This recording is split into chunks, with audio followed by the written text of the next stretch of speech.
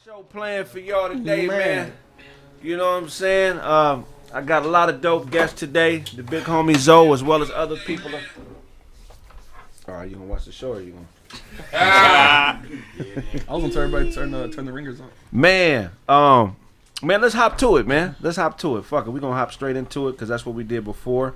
I'm gonna start this off with a quote that I like. You know what I'm saying?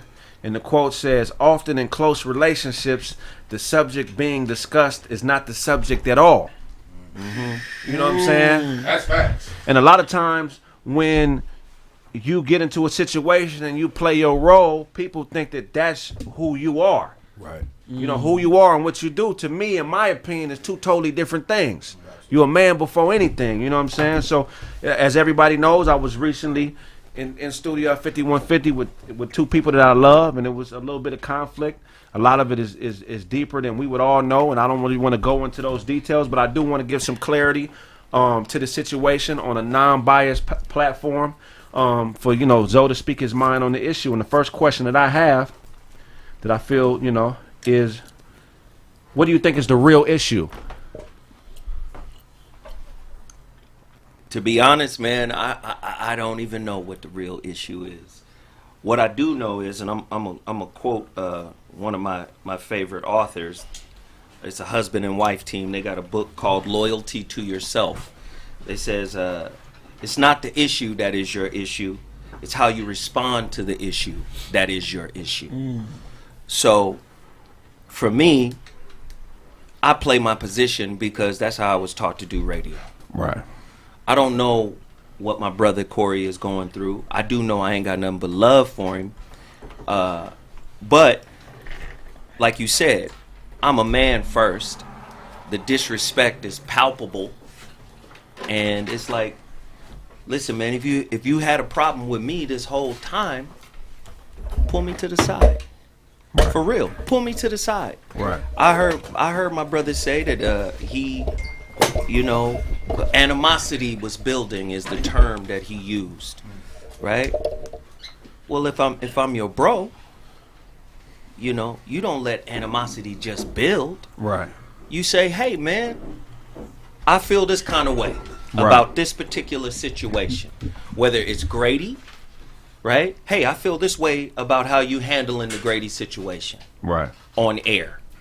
Maybe you should handle it different. Okay, cool. You pull me to the side, I got you.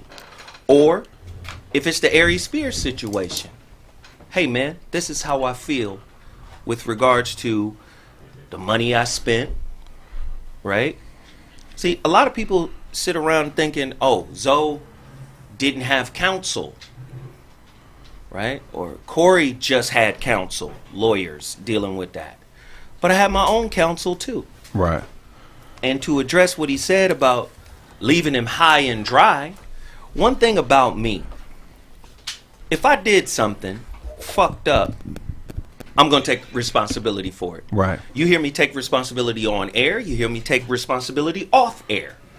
And with Corey, I'm doing exactly what I'm saying I wish the brother would have did with me.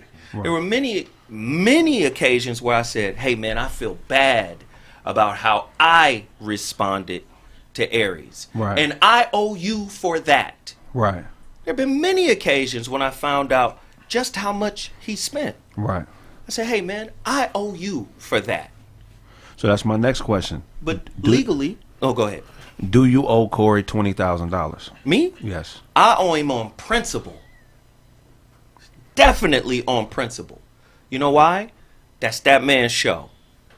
And I am responsible for how I behave. That's that man's show. Right. And I consider that man a friend. Right. So definitely, on principle, I owe him that. But legally, this is what I was advised. Definitely. Okay. He asked, could you write a letter? I went into my iPhone notes. I wrote that letter. October 31st, 2017. I wrote that letter. And I was going to send that letter to Corey. My people said, don't send that. Your lawyer. Yeah. Right. My legal advice said, don't send that. Now, I can't get into the details of why not to send that. But guess who I told? I told Corey, I said, my people said I shouldn't send this. Right. This isn't advantageous for me. Right? Now, I reached out to my legal team, and I'm waiting for them to hit me back to let me know if the case was dismissed with or without prejudice. Because I forgot if it was or not. If it's dismissed with prejudice, I can talk about the details of why I couldn't send that letter. Right. If it's dismissed without prejudice, I can't talk about it. Right. And so that was one of the things that bothered me quite a bit.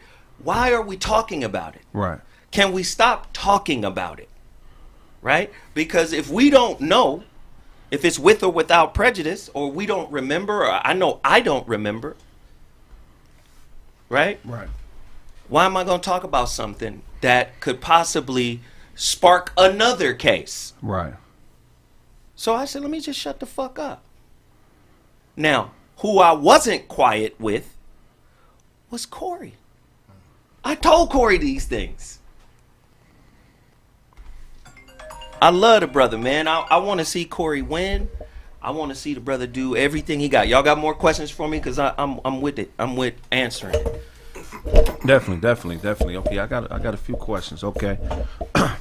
So I feel like this should always be like a teachable moment. You know what I'm saying? So how would you suggest someone in this situation, a young brother in this situation, handle this problem? Listen, man. This is what my life has been about. I got my homeboy Broadway back here. Broadway. James B. Way in the house. The legend. I got my homeboy Chris back here. I got my cousin Kraig over there. Let me just say this, man. These are three people who have seen a transformation in how I used to be. See, oftentimes niggas want to get on the radio and try to build a character out of you, right? I'm already a character. Right? I'm already a motherfucking character. Why? Because I'm sitting here playing a role because that's how I was trained to do on radio. You're the voice of reason, brother. You the voice of reason. On radio, my job, if I'm a guest on somebody's show, or as the two guard, as we explained before we went on camera, my job is to make the point guard look good. This Corey show. I'm going to try to make you look good. I'm going to try to play my position. My position is the voice of reason. I'm going to drop science. I'm going to drop information. Yeah. That's what I'm going to do. Right. Right? Right. So, again, I would tell youngsters, where there is disrespect, and you know somebody might be harboring something, and you know somebody might not really fuck with you or feel you like that, get out early, right? Because you can't prove to a motherfucker that you're a good person. That's true. Because you can't see or experience yourself through their eyes. Right. Whatever they got going on, whatever issue they may have going on, you can't see for them. You can't, like, this is who I really am. You can't, Right. You can't bang the drum. I do that with bitches all the time and never work. You understand? I be trying to get bitches. My godmother told me the coldest shit I ever heard. She said, you can't teach a motherfucker how to love you. You can't teach a motherfucker how to appreciate you. You can't teach a motherfucker how to show you respect. Hey, this is how you respect me. Like, wait a minute, I'm just following some guidelines, faking. Right. Either they respect you or they don't. And one of my biggest issues is I tend to hang in there. Right. I can see it, I can sense it, but I tend to hang in there like, well, maybe if I show a little more, Right. you'll change your view of me. Right. Because ultimately, I'm about helping people, dog. Right. That's what I'm about. Questions? All right, this is a man question because all niggas size each other up. That's just what we do. June walked in. I'm like, this nigga 6'5", 280. I already know I got to stay on the outside with this big nigga because he might just, you know what I mean? He might try to dump me on my back. You know what I mean? So every nigga size, that's just what we do. Can you whoop Corey? Let me say this. Let me say this. Let me say this, and I'm gonna keep it 100. I don't give a fuck. I like that. See, for me, it's not about the win. It's about let's do it and get it over with so we can get back to normal. Right. I done lost fights. You understand what I'm saying? I done lost fights with motherfuckers. But one of my greatest tactics in fighting is that I've been underestimated. Right. That's Nigga, I'm 200 pounds, 6'1". Underestimate if you want to. Right, definitely. Right? And I've done, I done some shit. Like I said, my niggas is here.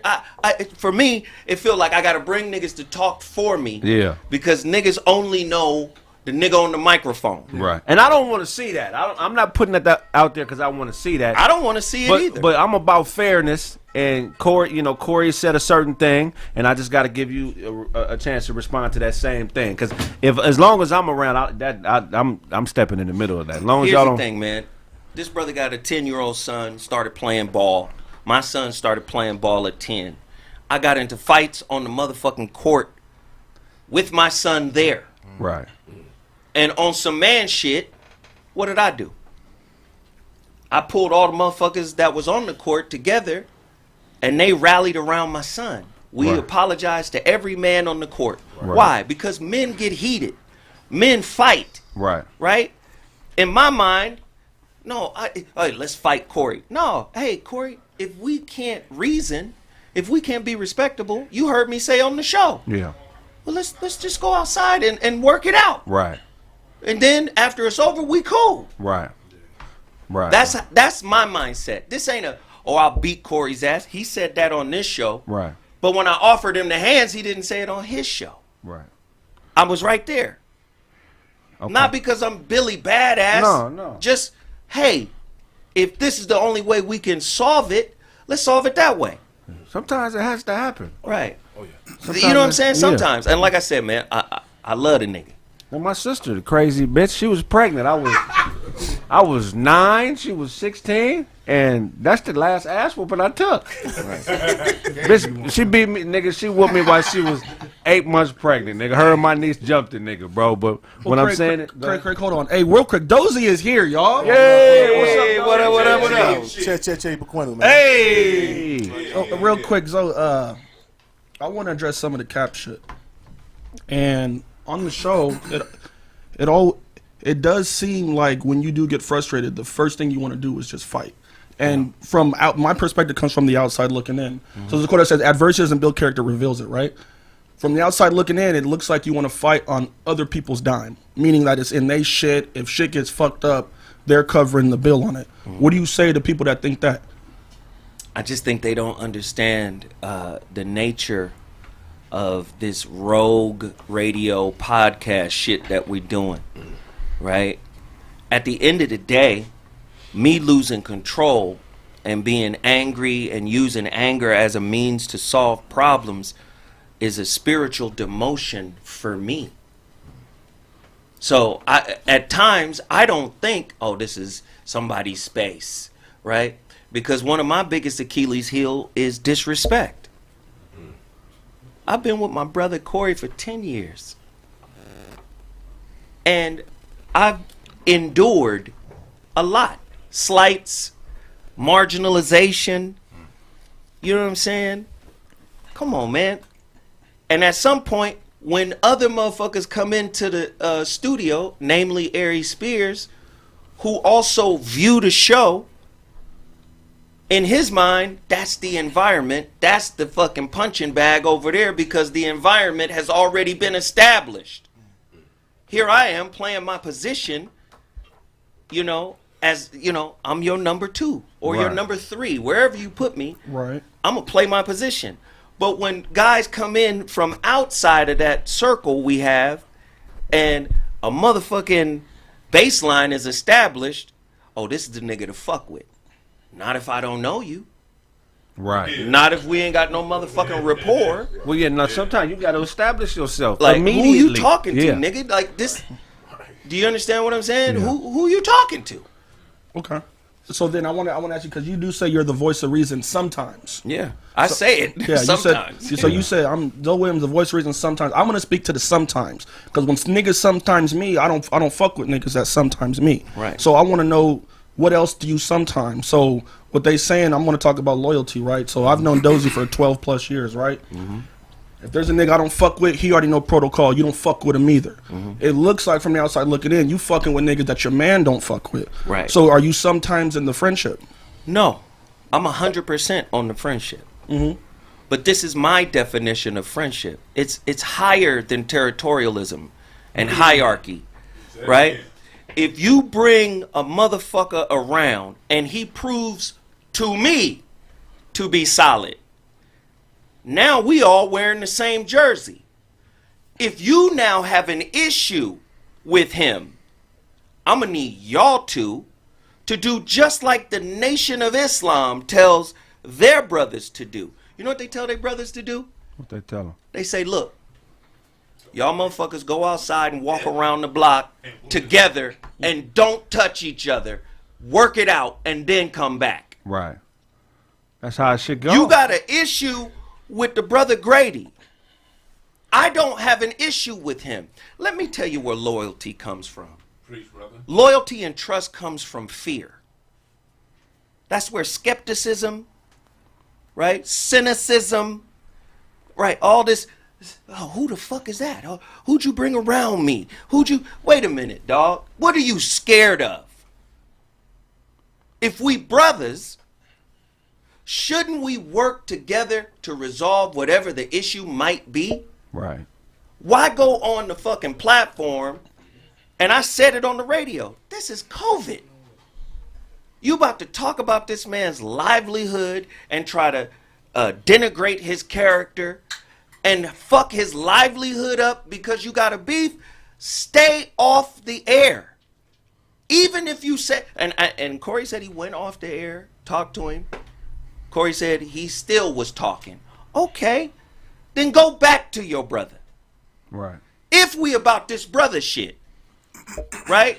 If we're about empowering the community, that's what I'm about. Right. So if we're about that, what? We got a 1 attempt quota? I attempted to do it once and it didn't work, so fuck it. Let's get online and really try to tear the motherfucker down. 1 second. Hey, Dunk, let me have him sit right here. Because he seemed confused about that comment you said about it coming from fear. Yeah, so go ahead, sit down. If you got a question, man, go ahead and ask so he can clarify. Help me understand the clarity in that. Because go ahead, ask the question. Ask it, yeah. I don't want to disagree, but I don't. Oh, no, it's all. Oh, no. You're good, brother.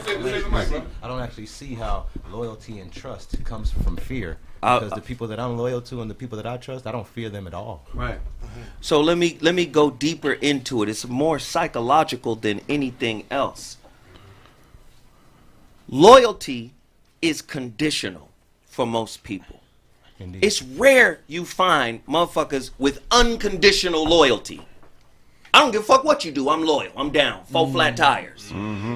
Loyalty is conditional. And what is it conditioned on? What are the conditions? What is it based on? What you do for me. What one knows about the other. What one knows about the other. How you can use this shit against me. How you can trap me. How you can disrespect. That's fear-based. Right.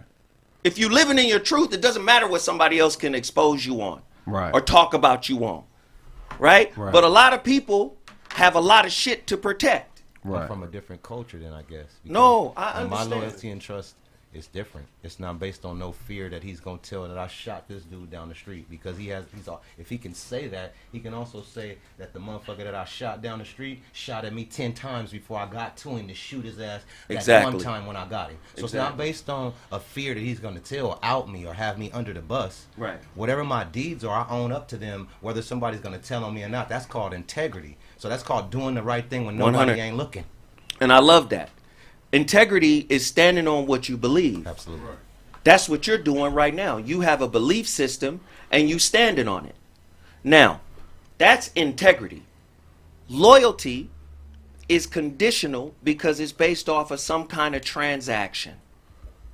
For me, if I'm going to fucking be loyal to somebody, I must first be loyal to myself. It's a lot of niggas who will surround themselves with people to protect an image, to protect an ideology, but they not really true to themselves. Indeed. So it's impossible for them motherfuckers to give loyalty. Right. When I say it's fear-based, right? How many times have you heard a motherfucker say, hey, you see that kind of nigga? You see how this nigga dealt with whoop-de-whoop or dealt with somebody else? What makes you think they ain't gonna deal with you like that? Right. Mm-hmm. That's a fear-based mindset. Mm-hmm. Absolutely. Right? And most people have that mindset. I'm not saying this is an absolute principle, but this is what I've observed, especially in this situation. I'm not a nigga that's gonna be like, you gotta be loyal to me. Right. I'm not gonna ask for that. That's not something you can make as a relationship standard. Right. But is that a bad? Is that a bad thing? No, Nah. it's either you're loyal or you're not. Right? Either you have integrity Right. or you don't. Right. Right? Everybody don't have it. That's what I'm saying. So here, hey man, you got to be loyal. I got to have real ones around me. That's a perimeter. To me, That's a security perimeter. That's a perimeter. security is based in fear. It's a perimeter. If I'm always pursuing security, that means internally I'm insecure. Right. Definitely. But truly, it's not, because if I'm here by myself and everybody here is 6'5", and I hold my ground like I'm a 6'5" person, then there is no fear here. And That's I'm confidence. 5'7.5". That's So right. called respect. That's confidence. That's confidence. Now watch the flip of this. 'Cause I love the questions the brothers ask. Yeah, he on point. Yeah. Hey man, before we go further, man, tell the world who you are, man. I'm Bronco. Bronco, what's happening, Bronco? Bronco from off the east side of Wise. I'm part of the Banging on Wax, the Nationwide Rip Riders, the Rep Your Sets, Yeah. all of them platinum underground culture albums from the Bloods and the Crips and shit like that. Man, make sure y'all go tell them where they can find you. You can find me on Instagram, Bronk the Great. Okay. I love this shit. Yeah. This how I get Instagram, down. Facebook. Yeah, thank you, bro. Hell yeah. So we got a project. June Dog and I have a project. I'm a blood, he a Crip, and we on the same team. Right. For this black Same cause team, right? We You know what wearing I'm the saying? same jersey. And that's- Loyalty. yeah, I absolutely. never knew him like that. But Come see, on, that's man. loyalty now with everybody. See, so Yeah. And that's the theme of the show, man. The theme of the show is unity. You know what I'm saying? You know, I had the homie June come on here because I was a fan of his first. And when he told me about that project, I felt like this was a perfect crossroads for the topic that we're talking about today. You know what I'm saying? You know what I mean? So, But can I answer? of his course, go confidence ahead, piece? go ahead. Confidence, man. That's something that comes from the inside. I don't need to accumulate nothing. I don't need to accumulate a crew. The shit just comes from the inside. It's who the fuck I am. But then there's also the flip of that. The confidence man, who is a con artist. Nigga, if I got a business card that says confidence on it, I'm not confident. If I got to tell you I'm confident, I'm not confident. If I got to promote, nigga, my chest. I ain't scared of nobody in this motherfucker. I just thought I'd let y'all know. Do you understand what I'm saying? Yeah, you a bitch ass nigga, straight out. Yeah. If I got to fucking promote my confidence, you dealing with somebody that's not confident. Absolutely. Right. If I gotta tell you how big and bad I am, That's Yeah. fair. Well, What we doing? so look, what Corey expressed on the show is that he doesn't think you're capable of paying him back the $20,000. I know he don't. So in his mind, he even thinks if you did have it, you still wouldn't give it to him. So I want to ask. Of course you this, I would. But I want to ask you this, because there's a lot of people that donated to your GoFundMe, and Oh, great it question. raised up to $39,000, and they feel that you didn't do what you promised to do them. Right. So maybe Corey's saying that because he saw you get a lick at $39,000 and didn't create that studio. Right. So what do you say to your supporters and the donors that donate to that, and they're looking for this, and it's been now 3 years? Man, that's a beautiful question.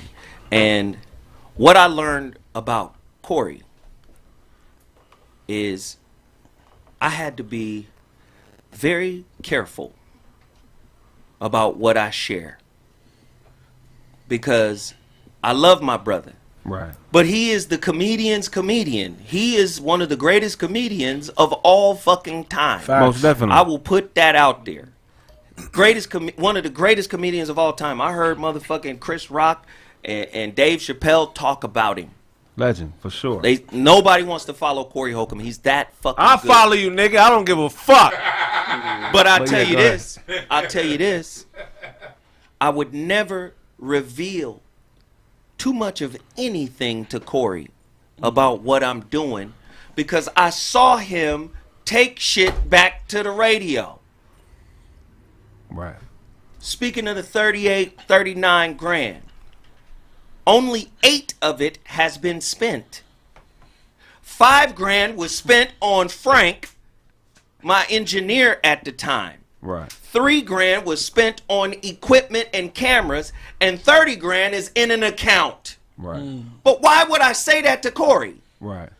See, this is what capping is about. Why would I tell Corey what I'm doing with that money? Right. I heard him say, oh, he got the money, and then he bought a car. From 2005 until 2019, I got 3 books out that all are still selling well. Definitely. Right? Not well enough to give this man 20 grand. Corey just recorded a motherfucking documentary with me that I'm pitching to Netflix. He don't think I can get a lick? Right. Everybody talking about the nigga go, hey, Zoe can't get a lick. Hey. Zoe ain't gonna get no lick. He just filmed a documentary with me. Right. Yeah. And again, I want to pay him. Right. Even though that's your studio. If it was done in some other studio, that studio would be liable. Right. But I'm not playing the legal game with Corey. I'm saying, nigga, I'm going to hit the lick and I'm going to give you bread. Right? There's some people out on the internet talking shit about me now, talking about the 38 grand. I got 30 of it in an account. Let them know, Zoe. Let them know, Zoe. I got a question for you, Zoe. Because my whole point of view throughout this whole situation has always been, anytime you see something happening big in front of you, if the people watching are attracted to what's going on, that's because there's a learning lesson involved. There's always learning lessons involved in all this shit. Mm-hmm. What was some of the learning lessons some of the early returns on learning lessons that you've had over the last week and a half when it comes to a lot of this shit? Let me address that, and let me address the chat room. Chat room is saying, then give him the 20K. Not from the motherfucking GoFundMe. Right. Because that money is for the studio. Yeah, right. That's y'all money that y'all donated to him. Audience. Yeah, that would be illegal, people. All right. The niggas that saying do it is the ones that didn't donate. So hey, the people saying that y'all mama been donating for church for 50 years, ain't got shit back. Chill on this nigga when it comes to what you got donated. Y'all ain't got no new robes, no new pews, nothing. Anyway, every act of communication is a miracle of translation, right? Dewan always says that there's 7 billion different people on this planet, and that means that there's 7 billion different perceptions. Right. So it's common for people to have a misunderstanding. Mm-hmm. So my thing is, with this sort of a misunderstanding, how can we progress from this? That goes back to the lessons learned. The reality of it is, what are we doing this for? I've helped thousands of motherfuckers on my platform. When we started the Zoe What Show in 2012, dude, thousands. We promoted black-owned businesses for almost 5 years for free. You got 20 minutes doing that shit. Yeah. For free. Again, the misnomer about me out in the public wasn't created by me. Right. Although I participated in the perception by not speaking up sooner. Right. Do you understand? So again, the lesson I'm saying is, brothers, if we gonna be about helping people, like, call out Stephen A. Smith. Call him out. Say, nigga, what you doing? Talking reckless about our people. But then when you have an opportunity to talk with him, really talk to him about it. Right. Right? Is that going to hurt somebody to really have, hey, man, let's sit down. The universe don't play no games. We here at the same place at the same time. Let's talk about it. Let's discuss for real. Nah, let's turn it into a joke. And then claim to be like I stand on it. Right. Sorry. It's all good. Right? And let me just say, as a friend, y'all tell me, Brandon, you tell me. You see your boy out here and he living foul or he fucking up. As a friend, you not gonna stand up to him? Of course I would. That's what friends do. All right. Right? Corey has come to me and stood up to me before.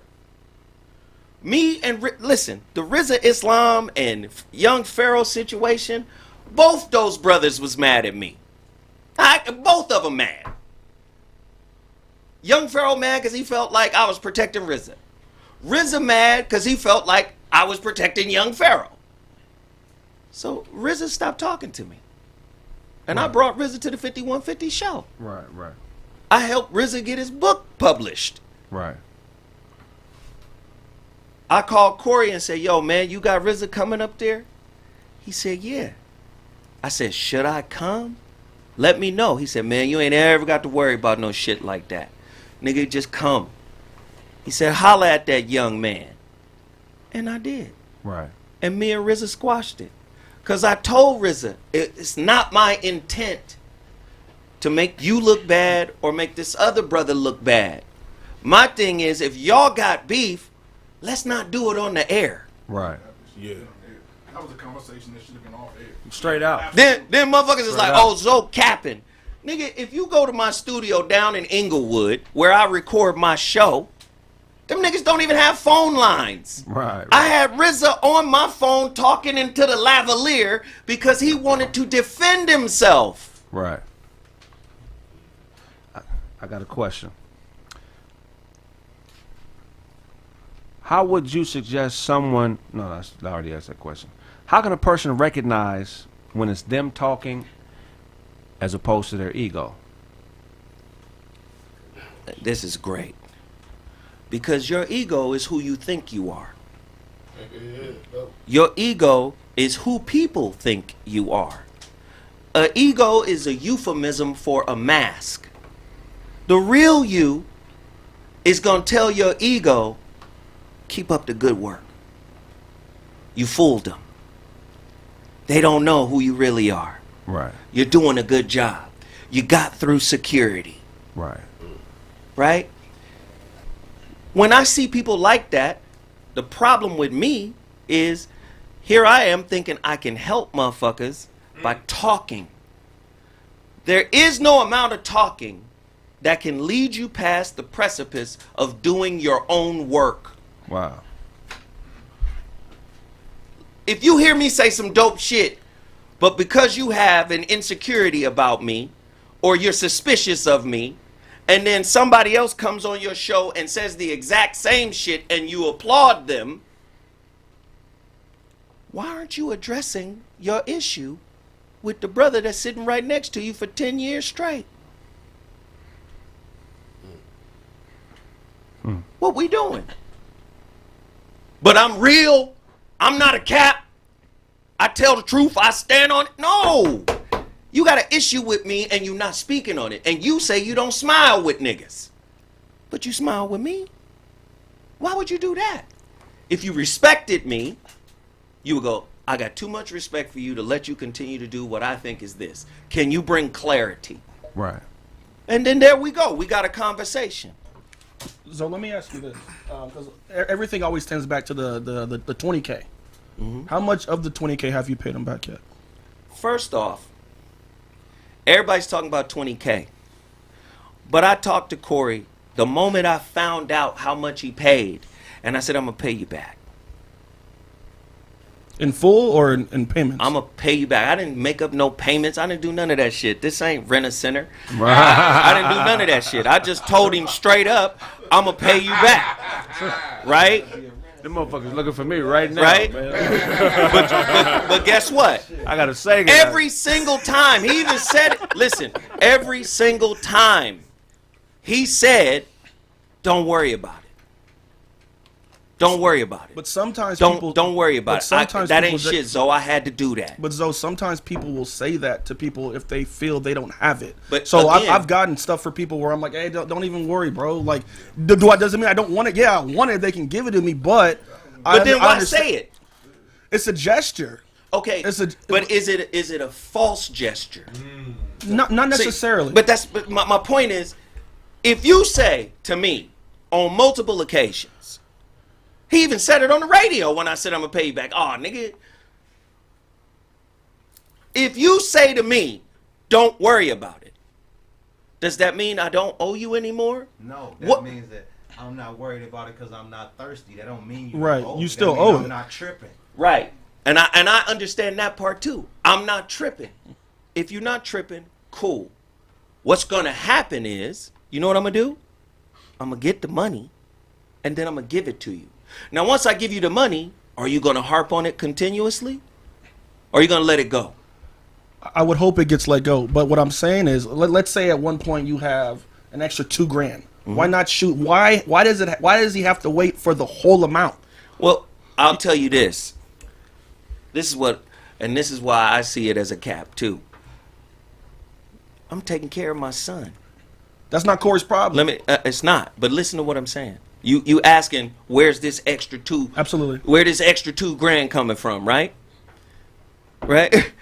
There is no extra $2,000 when you take care of your son, you take care of his girl, and you take care of his baby while he get his motherfucking professional career off the ground. Right. Right? There is no motherfucking $2,000. Is there ever You just put extra on the $2,000 that I got at the house that I got to spend on somebody else. So put extra on that. Right. Extra don't go with that $2,000. Straight out. it don't. Right? Here's a quote by That George. ain't $2,000 that I could spend on a new paint or a Right. new chain or Right. some new earrings or give Corey $2,000 out of 20. That's right. $2,000 that I got at the house for frosted flakes and what if Diapers I got a flat and tire? What if she needs some motherfucking this or that? Right. What you talking about? Every dollar I get don't go towards the fucking bills. Especially One second, if one you second. told me 10 times. 1 second. Make sure y'all smash the like button. Make sure y'all smash the like button. We need that, man. It helps with the like this algorithm. shit, if y'all like this shit and share this shit, Brandon and Kraig gonna go to Hawaii to match their shirts. Oh, like, fuck you, nigga. like this shit and share it, all right? All right, okay, but so here's something that I want everybody to participate in answering this question, or give me an example of a time you've been in this situation. There's a quote by George Bernard Shaw that says, "The single biggest problem in communication is the illusion that it has taken place." Right? So I feel like what's happening, from my perspective, is there's two different styles of communication. And a lot of times we think we say something and it's clear to us based on how we think and how we internalize information. Right. But the person receiving it may have a completely different way of learning, adapting, and processing information. Absolutely. Facts. And that's what Facts. I'm working to do in this situation, because I recognize the difference in the patterns of thinking. You know what I'm saying? Corey thinks like me, very similar to me. We're comedians. You know, we think in allegorical terms. You know, we learn through stories. You know what I'm saying? Zoe is a very detail-oriented, analytical thinker, and he does tons of research. You know what I'm saying? And so I think that's where the miscommunication is coming into play. I don't know what's happening, you know, when we don't see y'all, but that's what this platform is for. And I appreciate you answering these questions. 100. You know what I'm saying? I don't know what's going to happen from 100. here, moving on forward, but I want to tell you I love you, brother. I love Corey as well. If y'all resolve it, that's between y'all. I would love to resolve it, but I know what it's going to take. Right. I got to give him the bread. Right. And I'm going to give him the bread based on integrity alone. Right. If I sit there and say, come do my documentary, bro, Right. and I tell him what my plans are, I tell him, yo, I'm going to get this to Marcus King. Right. I'm going to get this to some other niggas that's high in the game, and we going to get this Netflix deal. Right. Right? If I do that and I say, once I get the Netflix deal, I'm going to give you that bread. Just because you took care of that. And you say, all right, cool. But then get on the radio and say, I'm ducking you. Right. I can't duck you if I'm there for 3 years sitting right next to you. Right. To me, that's a problem. You felt like I was ducking you while you smiling? Come on, man, don't do that. Right. Then You just gonna put out false information. Right. Oh, Zoe got his start on my platform. What?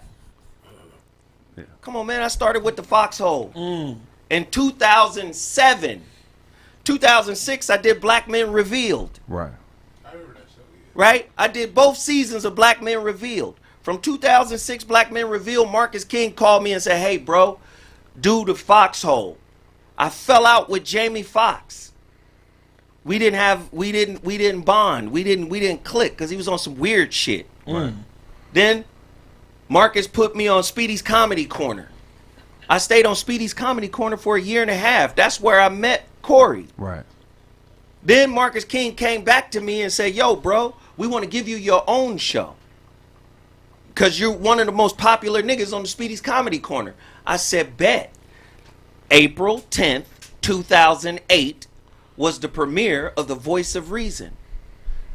Jamie Foxx was on my show. Earthquake was on my show. Iyanla Van Zant was on my show before Corey was. Right. I built my platform before Corey built his. To say, oh, I blew you up Right. is a cap.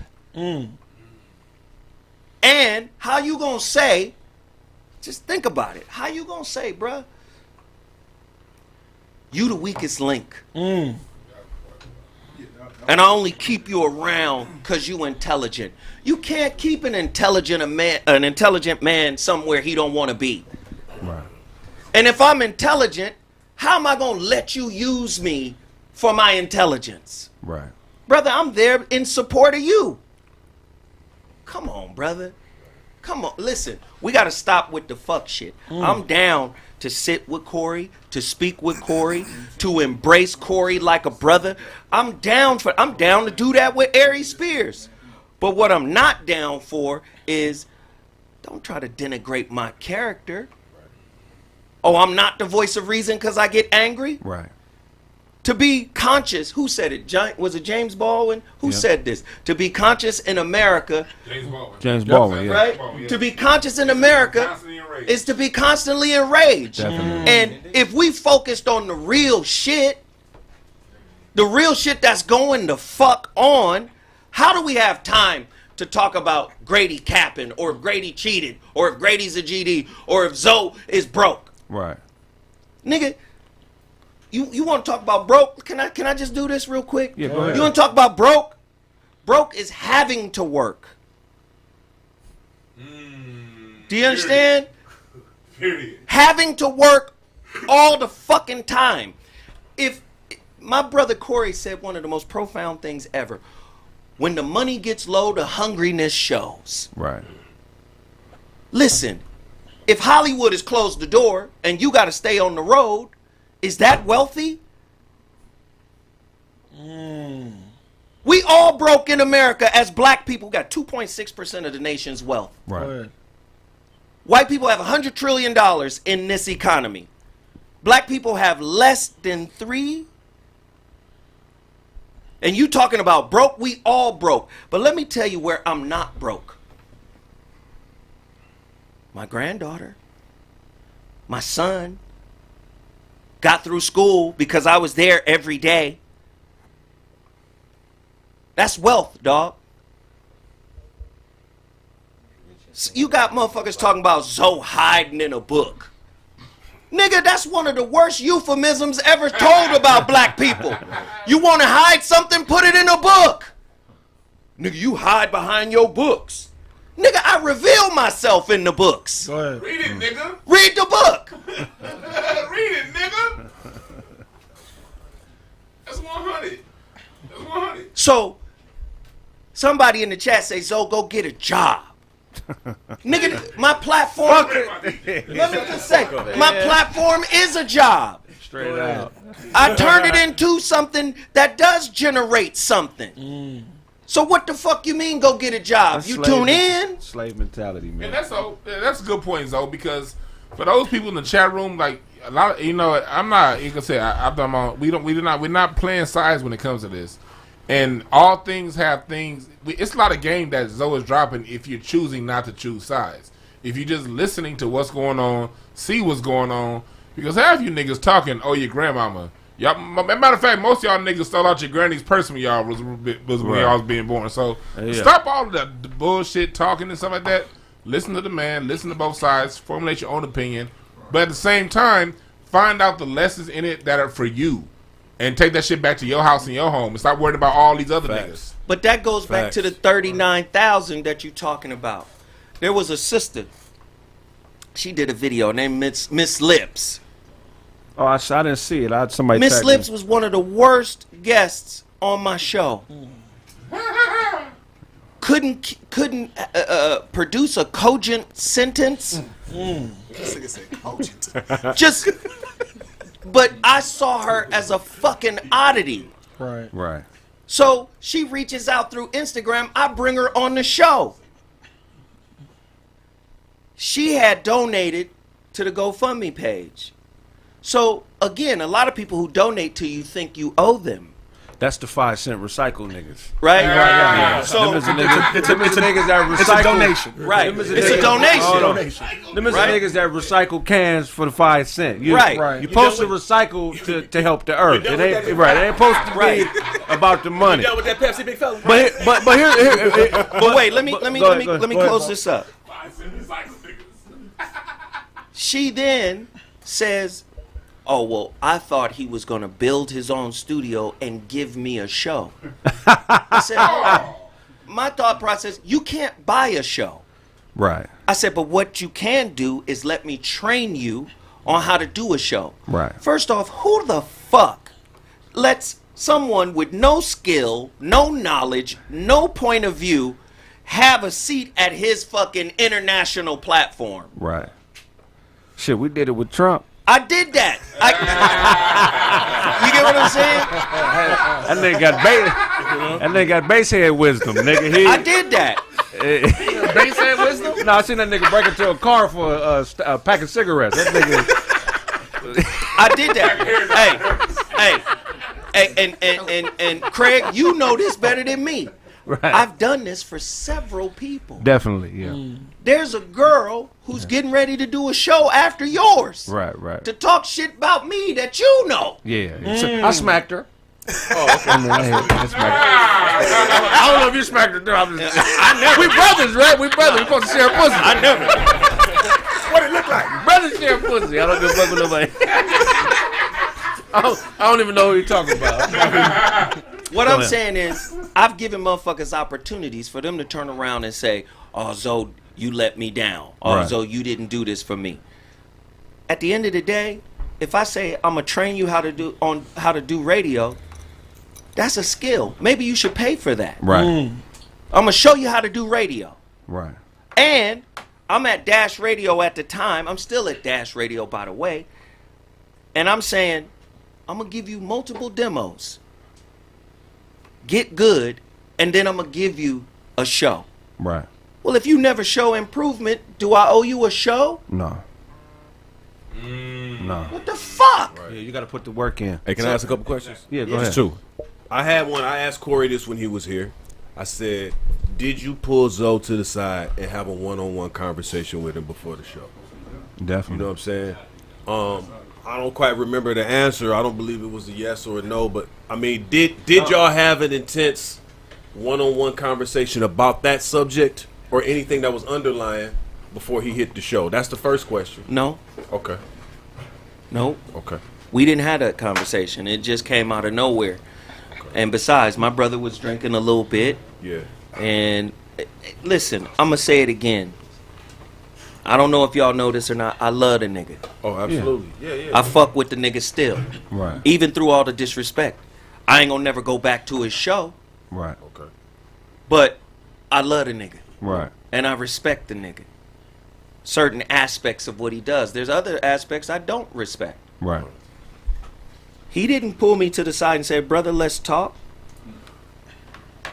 He that shit just went off into another direction. Right. How does from a younger homie perspective, how is the observer who has a vested interest and a wanting for both of you guys to be great and go where you want to go, how do we observe that? Do we get out the way and just let it happen? or how do we observe that as people who care about both of y'all? Well, it's hard because there's a lot of human equity built up in the 5150 show. There are a lot of brothers, there are thousands of people done hit me on Instagram and Facebook talking about how me and Corey are like father figures, and big uncles and all of that.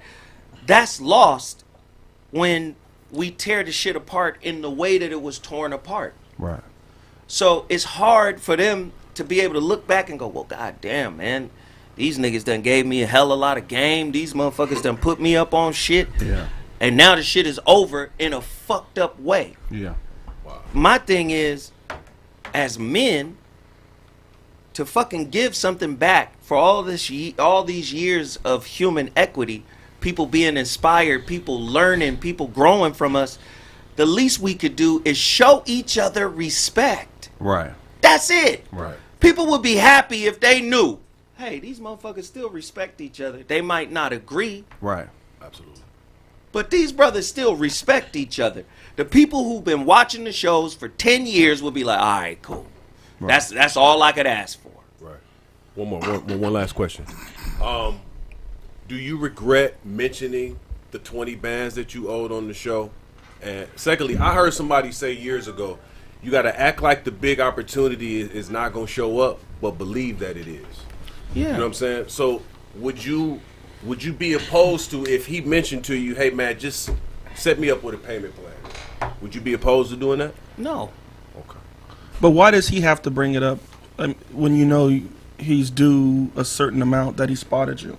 So I don't think Corey needs to go out his way to say, hey, we can if you know you owe it, just even if it's not a set $350 a month, it's just something that's like a gesture of like, hey, I'm gonna get you the rest. Right. But at least he doesn't even have a starting point, so he's still sitting at a donut, and it's sitting there like, man, I haven't got nothing from this guy.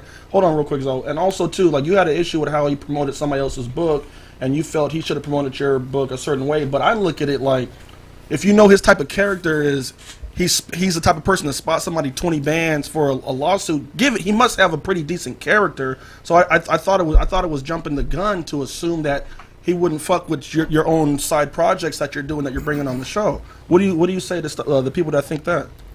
Again, when I talked to Corey about the bread, he simply said, don't worry about it. Now, I didn't take don't worry about it to mean I don't owe him and I'm off the hook and I'm not going to pay him back. I didn't take it to mean that. I took it as, all right, nigga, get on your hustle, get your shit popping, and then give him the bread and y'all going to be cool. Right. Especially when every time I talk to him, it's, hey, don't worry about it. Now, he's not bringing up the money to me. I'm bringing up the money to him. He's not saying, hey, Zoe, shit is getting a little tight because of the COVID, dog. Right. Can you set some shit up? Can you, blah, blah, blah. He's not mentioning the bread at all, but he mentions it on the air. Now, I think that's foul. So, I think that's foul. When you talk to me and I say, hey, bruh, I'm going to get you that money back, and you go, don't worry about it. But then on the air, nigga, I spent that money. Right. That's foul to me. Can I comment, man? No, Yeah, so definitely. look, Sit right- I owe him. Just talking to the mic. Yeah. Not to cut you off, but we're going to just back it all the way up before everybody knew about the money, before anybody knew. One second, June. Tell everybody who you are, bro. I'm June. Y'all know me, man. With the Figaro Fresh shirts, y'all can hit me at June_THA1. That's June1 on Instagram. Or you can purchase, I got merch on Fig Fresh clothing line, FigaroFresh.com. You can go there and get that too. Yeah, but to back it all the way up, bro, on some real street, like men shit, brother shit. Yeah. If I owed you anything, you ain't supposed to just broadcast that like that. Number Right. one, pull me to the side where we can get a clear understanding. Cause Right. that's like for show. Right. You feel me? That's for show. And the next part is how I was raised. If me and you even get into a fight, Right. we gonna go drink some Hennessy afterwards, and we good. If we solid. I don't have to tap dance and show like fuck this nigga, Right. day in and day out, have banners and all that. We gonna squash this shit now, fight or not, but it's gonna be done. Right. That's it. I mean, Niggas, that's I brother think shit, the bro. niggas should thumb wrestle, my nigga. Fuck all that Sausage. fight. Hey. Hey, paper, rock, scissors or something. So, Hey. it sound. I'm hearing the rhetoric like it sound like you don't think that Kraig ever. My bad. That Corey. You don't think that Corey ever really respected you. That's it. No. Hold on, say it again, dog. I'm hearing the rhetoric. It sound like you don't think that Corey ever really respected you. No, he didn't. You don't after 10 years. So you don't think that at all. And I didn't Explain just that. and I didn't just come to that realization. So you felt like this for a while then. Yeah. But the difference between him and I don't hold no grudges or resentment, or there's no animosity built up in me. Right. I've been getting for years in my DMs, get the fuck away from that nigga. He don't respect you. Dummy accounts for years. Friends, colleagues, motherfuckers I fuck with. Nigga, get the fuck away from that nigga. He don't respect you. You know, He's constantly marginalizing you. But let me just say this to address that, because that's a great question. I never held that shit against Corey. I look at it as comedians. I fuck with Marcus King. Marcus King is the developer of comedians and manager of great comedians. Marcus King always told me most comedians are fucked up. that's some real shit. They've been through some fucked up shit, and that's why they funny. Right. So a lot of times I just be like, that's just who he is, and I let that ride. But let me just say, man, if you really wanted it and you needed it, right, and you felt like I owed it to you, do me a solid if you do respect me. And open up and say, hey, bro, Off the air, bro. off the air, this is what we got. I got that. So have y'all? So with you feeling that he doesn't respect you, y'all never talked about that off the air? You and him, the one-on-one. No, not really. Not really. There have been questions where I would say, hey, man, like when I called him 3 weeks ago or a month ago now, because somebody is on the motherfucking chat. The chat is goofy. These niggas is crazy. The motherfuckers on the chat saying, oh, shit, Corey was banking on Zoe's son going to the league so he could get his 20 G's back. Niggas be making shit. That's deep right there, boy. So, man. and this was another time when Corey, because I wasn't on the show at that time, this was another time when Corey mentioned the 20 grand. Right. And so I called him. I said, man, we good? Are we good? Nah, man, we good. I said, man, niggas is mentioning my son and shit all on the chat. Like, what we doing? He said, oh, man, don't listen to the chat. Them motherfuckers is crazy. Them niggas, you know, and he said it was cool. I said, you do know I'm getting this motherfucking sizzle reel together for the documentary. Right. And I'm going to sell this shit and I'm going to put it in some powerful hands so we could get this. I told him, I said, nigga, I'm going to give it back to you. He said, man, don't worry about that. On the show, he said, that sound like me. Let me just hit this one. That sound like me. What? We just talked. You know what that's called? That's called gaslighting. Right. I'm going to change the facts. That sound like me. Nigga, did you say it or not? Right.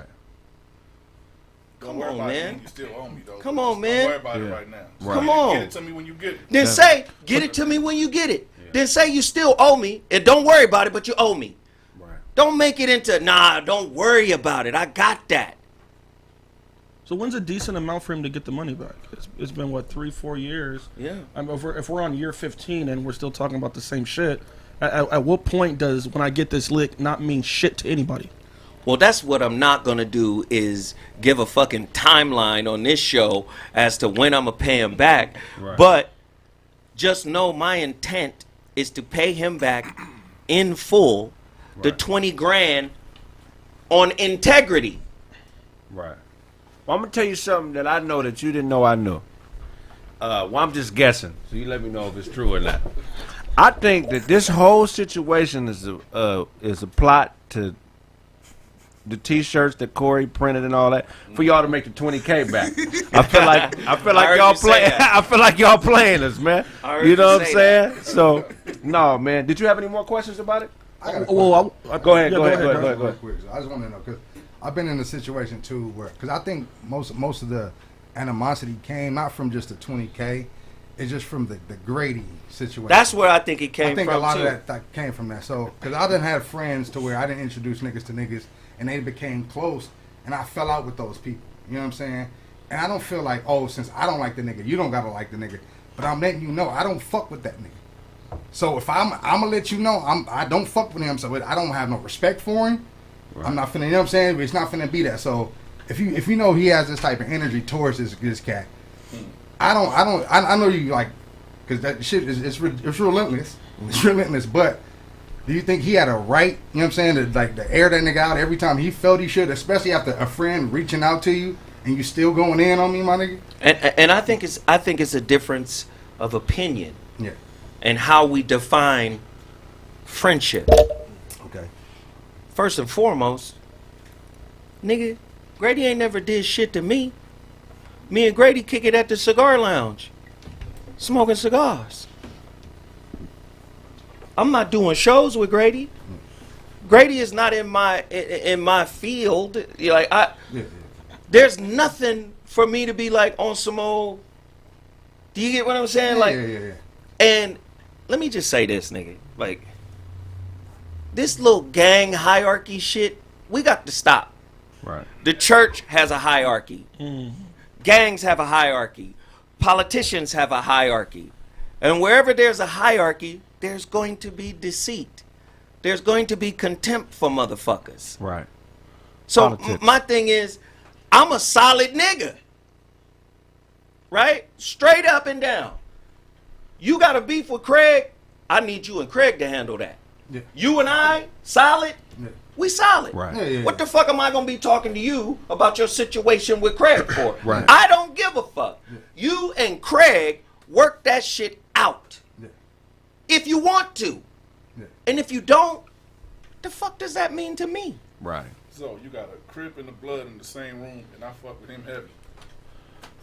And that what you just said, what you talking about? What you talking about? That I come from, because just like you say, if it's two homies from my same, hold on, one cup. Same issue. Let him sit down and say it so the people can hear you. Yeah, so they can hear you, bro. I got two homies from my hood, and they got that same issue, animosity and shit. We call it internal hood affairs, so to speak. Yes, sir. You damn right that's between both of y'all, and I ain't got shit to do with it. You goddamn right. Talk so to the it mic. transcends from one man to another. It have nothing to do with this demographic or that demographic. If you're a man and you're a man first, before you pick any color to choose anything, right. You're a grown, you're a male child that grows into adulthood. This is the proper way to conduct yourself. Anything other than that is an inappropriate way to conduct yourself as a human being. Right. Period. Man, as a man, you have to conduct yourself like a man to show younger men how to conduct themselves when they're dealing with those kind of issues. How am I, as a younger homie, supposed to learn from this? With etiquette, with decorum, with some kind of fucking class, not the kind that you get from school either. Right. I like that. That's Say that I'm again, man. That's some heavy shit right That's there. That's what I'm talking about. And if you agree with the brother, if you agree with the brother, how do you not agree with me because you don't like me? I'm saying the same shit. The truth gonna stay the same no I'm matter saying who the fuck same tell shit. This is why we got, listen, man, in 2021, niggas got to stop being followers and start developing their inner leader. Yes. Definitely. Well, the problem Great with that, motherfuckers around you. The problem with that is they're for fear of being a martyr. Keep going. Keep going. Everybody knows that the leader has to take the seat of the damn martyr. Put their head on the chopping block. Nobody wants to be the. They don't want the responsibility leader. of it. The responsibility of being a leader is first knowing that you serve the people that you lead. So you're in service of the people. Definitely. You're a servant of the people. But the You're entrusted with the people's safety first. Right. The truth will set you free. You just gotta have the courage to tell it. But most motherfuckers really don't want freedom. They want comfortability. Absolutely. They want everybody to like them. The They want the roster say- homie. Go ahead. Everybody want to go heaven, nobody want to die. Yeah, that's There some it real is. shit. That's some real shit. I like What? it. Nobody want to die. Huh? Everybody Broadway. want to go heaven, nobody want to die. I got your OG Broadway in here, man. Broadway, man. If you could impart some wisdom. Broadway's known me since I was 12, nigga. What do you want to know? This is hella deep and crazy as fuck for me to see all this happening. I gotta be honest. It's some silly shit. too. Right. Yep, I absolutely. really believe. I just can't believe it. It's silly as fuck to me. Right, definitely. You know, I don't know Corey. I know I've been knowing Zoe. We've been jumping on school buses together. Right. And I admired, because I never watched the show. Unfortunately, these are dope shows, but I don't watch none of them. Right. People in Pasadena, where I'm from, Right. got at me, I guess, a few days after the show and was like, yeah, man, there's all this rumbling about, you know, Zoe and how this shit was a mess. Right. I'm like, yeah, man, Zoe handled it. I hear this type of shit all the time. Right. What's different about this? Nah, it was about to fight him and Corey. I'm like, get the fuck out of here. I can't see that. And so days go by, people start shooting me the messages like, we got to do something. I'm like, you do something like what? I'm at the barbershop. They like, it's Dina right here. No, you know, it's Dina. It is. All day. And I'm like, whoa. So let me call you. Yeah. And he said, yeah, some bullshit went down. Just look at it, B-Way. So I saw it. Out of 10 years, I think I might have seen 2 shows. That was the second. But it was a mess, man. Right. I mean, I like Corey. The young Renard, the young Zoe that I know, they would have tore that studio up. They'd have been scrapping in that motherfucker. Right. You know, I like what you did. It was classy. I know it took a lot out of you. Yeah. But what, from my perspective, I'm like, man, all this shit that this dude talk about, he did it. Right. The shit that he despises and talk about, he despises about being, you know, on some other shit. Yeah.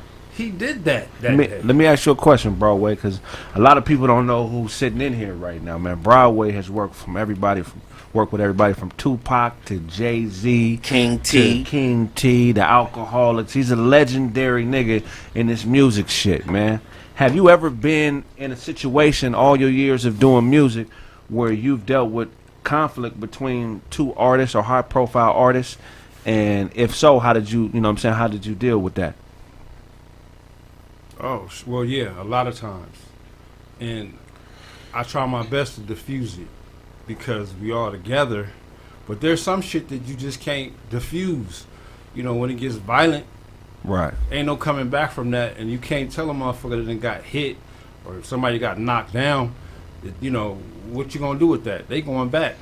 Right. But as far as me, I try to diffuse it. Right. I do exactly what y'all was talking about. I'm like, try to put motherfuckers together or leave the situation, period, without no violence, none of that. I like what you did as far as, you know, being classy about it. You know what I mean? I really don't believe the dude gives a fuck about you. Because Well, you've been telling me me for years. friends don't do that, bro. That's fucked up. And I know that had to hurt you because you've told me over years, like, dude is down, I got the situation over here. And so to see that, I felt for you. It wasn't like you pissed already to beat this nigga ass. Probably that too, but it's looked more hurtful to me. Well, it's just disrespect. Definitely. And a lot of people, a lot of motherfuckers, very much a so. lot of motherfuckers is like, nigga, you took too much.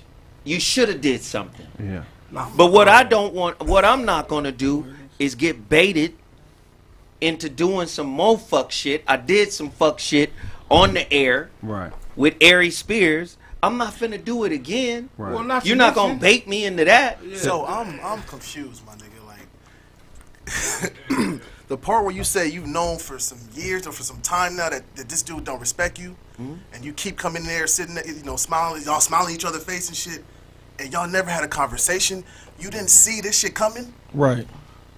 Let me just say again, I've been through my own transformations, and I held out a hope that if I can transform in front of this brother. He could see a difference in me. I've seen it happen before. Right. Broadway saw me transform. I have. And once Broadway saw me transform, Broadway pulled me to the side and said, hey, nigga, you on some different shit, my nigga. That nigga had a diabetic. This nigga dropped the sandwich. Loaded the mother. Take all of us to get that nigga up. Right. Dewan dropped that fucking hero. That's a custom, Fuck you, that's a custom hero. My bad. But no, I had an aspiration that, you know, maybe something could be different. And I see that as a flaw in my character. I felt like, hey, man, you niggas around you, they know you vibrating on a different level. He has said on numerous occasions, you're intelligent. I remember we did motherfucking Fox Soul together. After we did the Fox Soul show, he said, Zoe, this is your lane. Right here, this is your lane, man. You're intelligent, you're articulate. You got to find somebody up in here that could get you your own show. So we have had some conversations where he would say, yo, man, you know, this might be something good for you. I'm taking that as, oh, this nigga is giving me some good advice. Just like he gave me about my man Reza when he said, yo, man, just come up here and talk to Reza. I take those moments as, well, maybe there's a change. Maybe there's some evolution going on. I didn't know he harbored anything like that until he articulated it. It was people reaching out to me saying, that nigga don't fuck with you. Right. And you know what I would do? Defend him. Right. You know what? And yeah, it was disappointing to see it go that way. The last time I was that disappointed is when I found out Theo from The Beat wasn't black. Oh, Shit. That shit broke my heart on everything, bro. Because he was always talking about no color lines.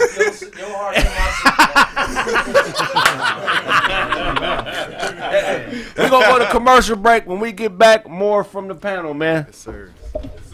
Man, y'all doing a great job. Don't be this guy. Raise your drive and libido. It's time to man up with X-Wolf. Boost your testosterone levels to help decrease your body fat percentage and increase lean muscle mass gains. Boost your stamina and blood flow for those tough workouts. And these workouts also. Go to xlabsubs.com to find out more.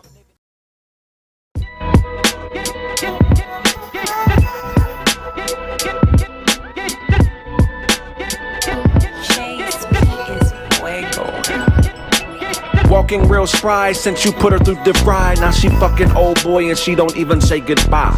Missing old girl and she wants to know the why. But open means open and emotions are a lie. Even if I had a heart, she would serve it with some pie. On a casual encounter with a bouncer over fries. When he give it to you, we gon' finally say goodbye. Cause all I do is eat, drink, fuck, and then say goodnight. I really don't fuck with you. You just cough, bitch? Cause you just something to do.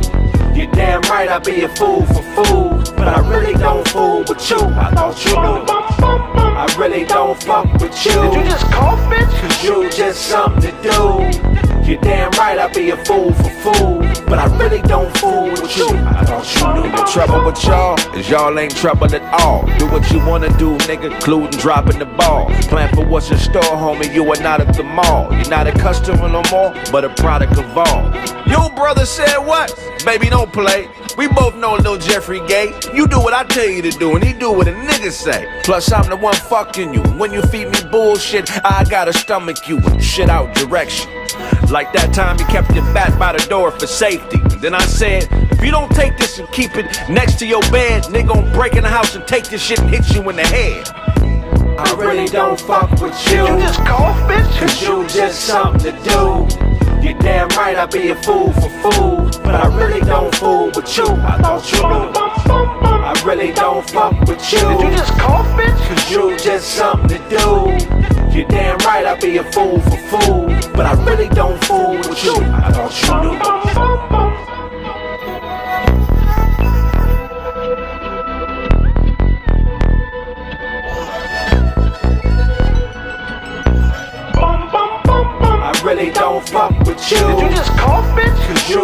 something to do. You're damn right, I'd be a fool for food, but I really don't fool with you. I thought you knew.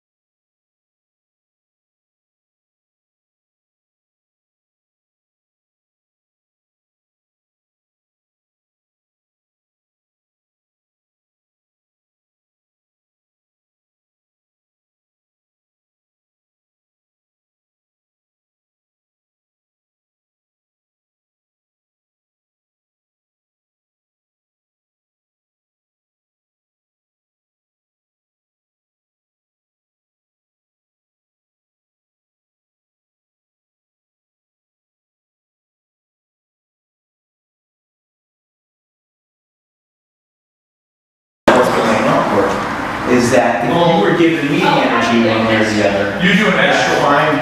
You do almost like a double turn to use it back on you. Makes sense? So it's an outward block into a hip. Exactly. You're falling, but instead of pushing that,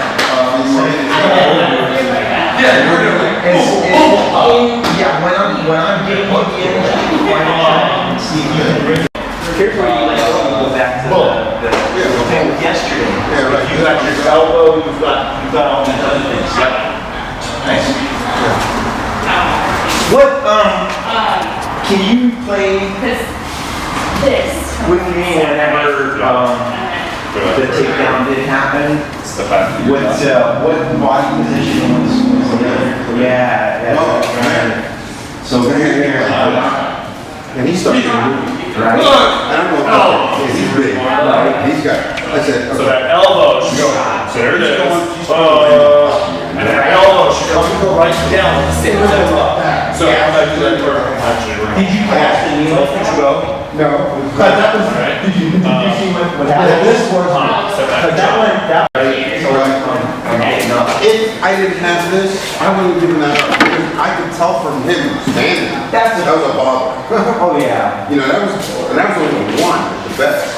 Well, just getting poked. He knew what I could do. Random fingernail. He knew I could do this. Okay. So I didn't want to get that up when we came down. I had this all the way through. Yeah. So when we came down, so I have a yard, and I always have one in the chamber. Absolutely, absolutely. And I can use this is what I think it is. My hips to help me out a little bit. go ahead.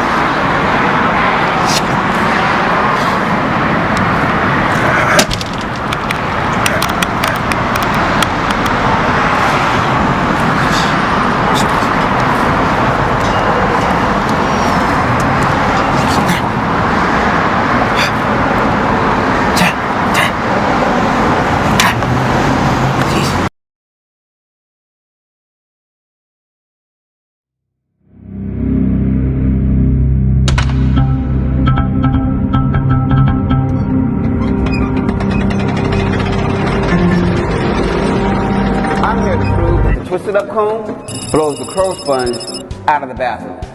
Only the twisted up comb passes the portability test and the durability test. And the all-new IMCSC TMTB test, or is my crow sponge cleaner than my total bolt test?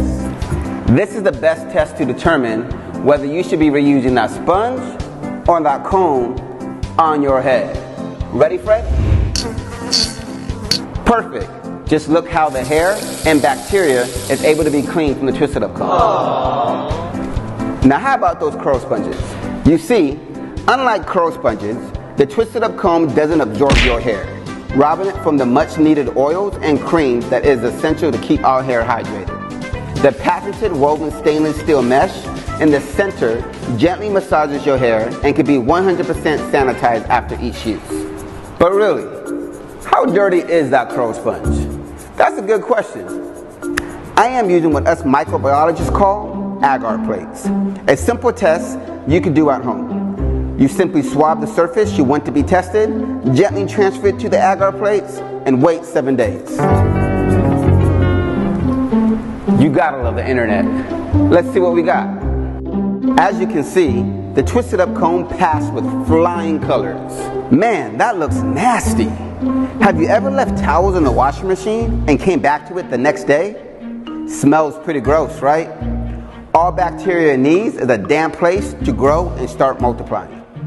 A sponge job is to trap moisture. That's why it's black. It hides the dirt. Here at Twisted Up Comb Laboratories, we believe that you deserve better. Twisted Up Comb is the only comb that is portable, won't break, and can be sanitized. Embrace your natural twist. The clean way.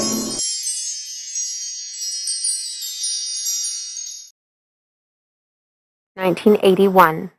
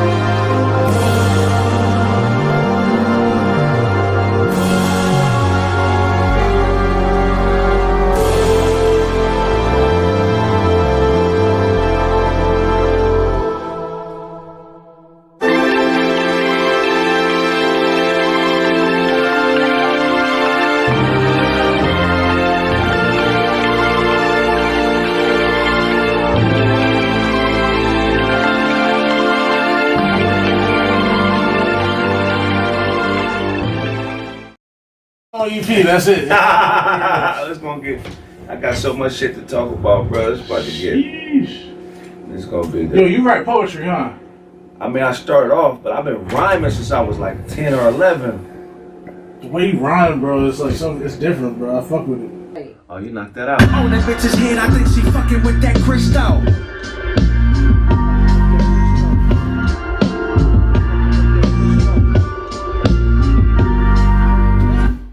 Bitch's head, I think she fucking with that crystal.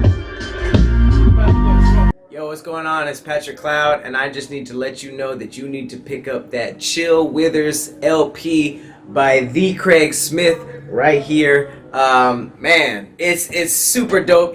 This is Kraig how you have never seen him before. I was literally in the studio just watching, and I'm shocked. I jumped on one of the songs. You're not gonna regret it. Check out Chill Withers. Coming to Spotify, all the major streaming platforms and all of that. Chill Withers, Kraig Smith. Let's get it. Man, we in here recording, man. We working on this Chill Withers project, man. Chill Withers.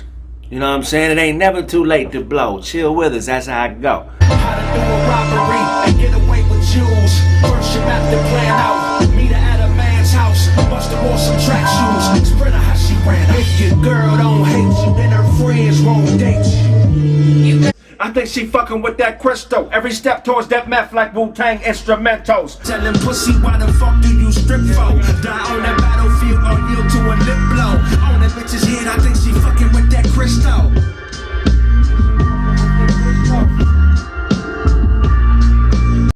Are you a philosopher?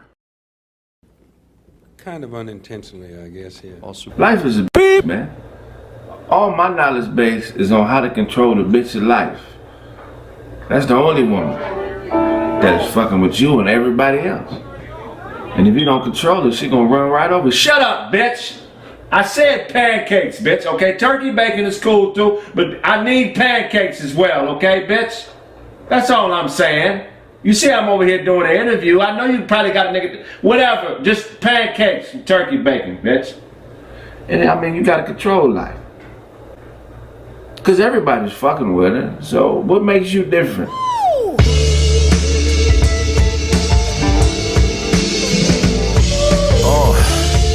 You've been bitten by the snake. I can tell cause you're looking for mistakes. Like great don't come with second takes. In that search for perfection, the journey goes to waste. How you on but you ain't? Crystal ball says y'all ain't saints. Nigga. And y'all ain't crew, he the boss. He don't do that greyhound with you. The black bag belongs to you for a town or two. Make friends with a bum, sleep on the street, and that's the only nigga down with you. Cause you all you got. Preacher man can't do it, nigga, call your shot. He done brain fucked your girl and now she bringing them all you got. Brace that label us sinner, now your balls is chopped. But once you believe in you, then it's all to stop. Killers, cutthroats, and scoundrels, you keep a lot of niggas around. A circus over there and they waiting to clown. Cause you lost what they found. Killers, cutthroats, and scoundrels, you keep a lot of niggas around you. It's a circus over there, and they waiting to clown you, cause you lost what they found. I only know what I know. Sometimes I fall short when I'm slapping a hoe. Mother taught me hit back, father taught me get strapped. So when they come swinging, all you need is click clack. Them hungry niggas will extort you, they almost forced to. How you in Rome and ain't talk to Caesar? Them West Side niggas gon' check your visa. Yeah, no stab, that's a crab. Can't run with a Charlie horse unlit lamp. Plus that bitch, she with them niggas, all shit snap. She done turn your hotel into a Target trap. They might as well take your bread, but hopefully they leave your head. Another Louis bag and we left for dead. It's group economics, dog and sled. If we don't pull for each other, then there's trouble ahead. Killers, cutthroats, and scoundrels, you keep a lot of niggas around you. It's a circus over there and they waiting to clown you, cause you lost what they found. Cutthroats, killers, and scoundrels, you keep a lot of niggas around. She looking for a layup. I could tell cause when she talks she don't say much. And she used to be an A cup. Got a new body from the waist up. From a set up bitch to a set up miss. She like a drug dealer cause she set up licks. And she halfway conscious. Whole teppin' in this halfway nonsense. How the fuck are you the real McCoy when I meet you with the truth but the vibe is soy?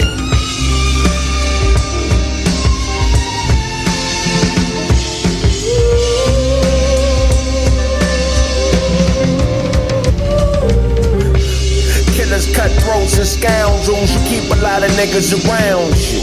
It's a circus over there and they waiting to clown you, cause you lost what they found.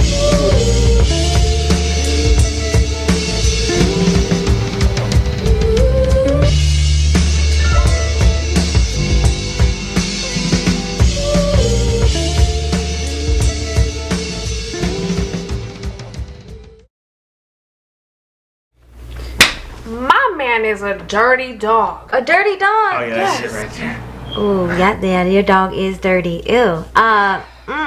You know what? I know who we can call. Who? Code Red Carpet Cleaning. Who is that? Oh, look, watch this. Code Red, Code Red, Code Red. See? Wait a minute. I know you. I've cleaned your carpet before. Mm-hmm. Okay. Hi. I know what that spot is from. That's either from a dog or from a man. Oh, that's her man's. Nasty. Yeah, it needs to be taken care of ASAP. Don't worry though. I know how to clean carpet. I was born this way.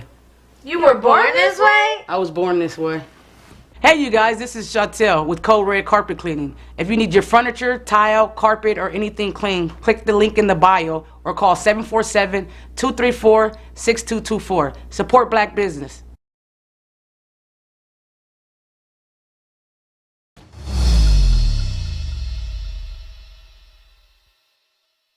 No, he didn't beat Roy Owen. He beat the old nigga. He didn't beat Roy Jones. I personally think that wasn't Roy Jones that he beat. Roy was winning that fight. I personally thought Roy. He got knocked. He didn't dominate Roy. Even he got knocked. Still Roy 6 years after Roy. That wasn't Roy. They stopped the fight, but that's like Larry Holmes beating Ali. Yeah, he didn't beat Ali. He didn't beat Ali. You beat this fat. You beat the nigga that had the same name as him. Because his thing is his leg. Roy Jones. No, he beat Roy Jones Jr. No, he didn't fight Roy Jones Jr. It's like Larry Holmes beat Ali. He didn't beat Ali. He beat that old fat guy. He beat Ali, though. That ain't Ali. That's not the Ali we.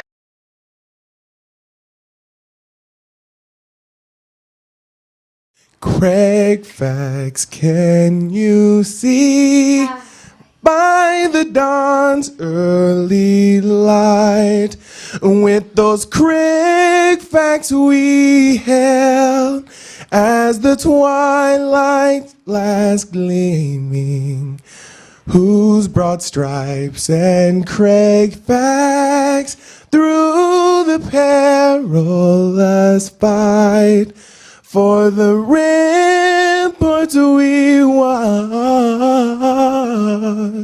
were so gallantly streaming, and with the Kraig Facts we glare, all those facts in the air stay true through the night, that our facts are still there. Oh, say does those Kraig's facts banner yet wave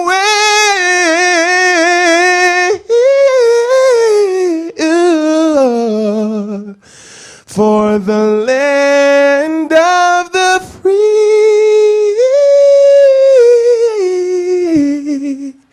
and the home of Kraig Facts today.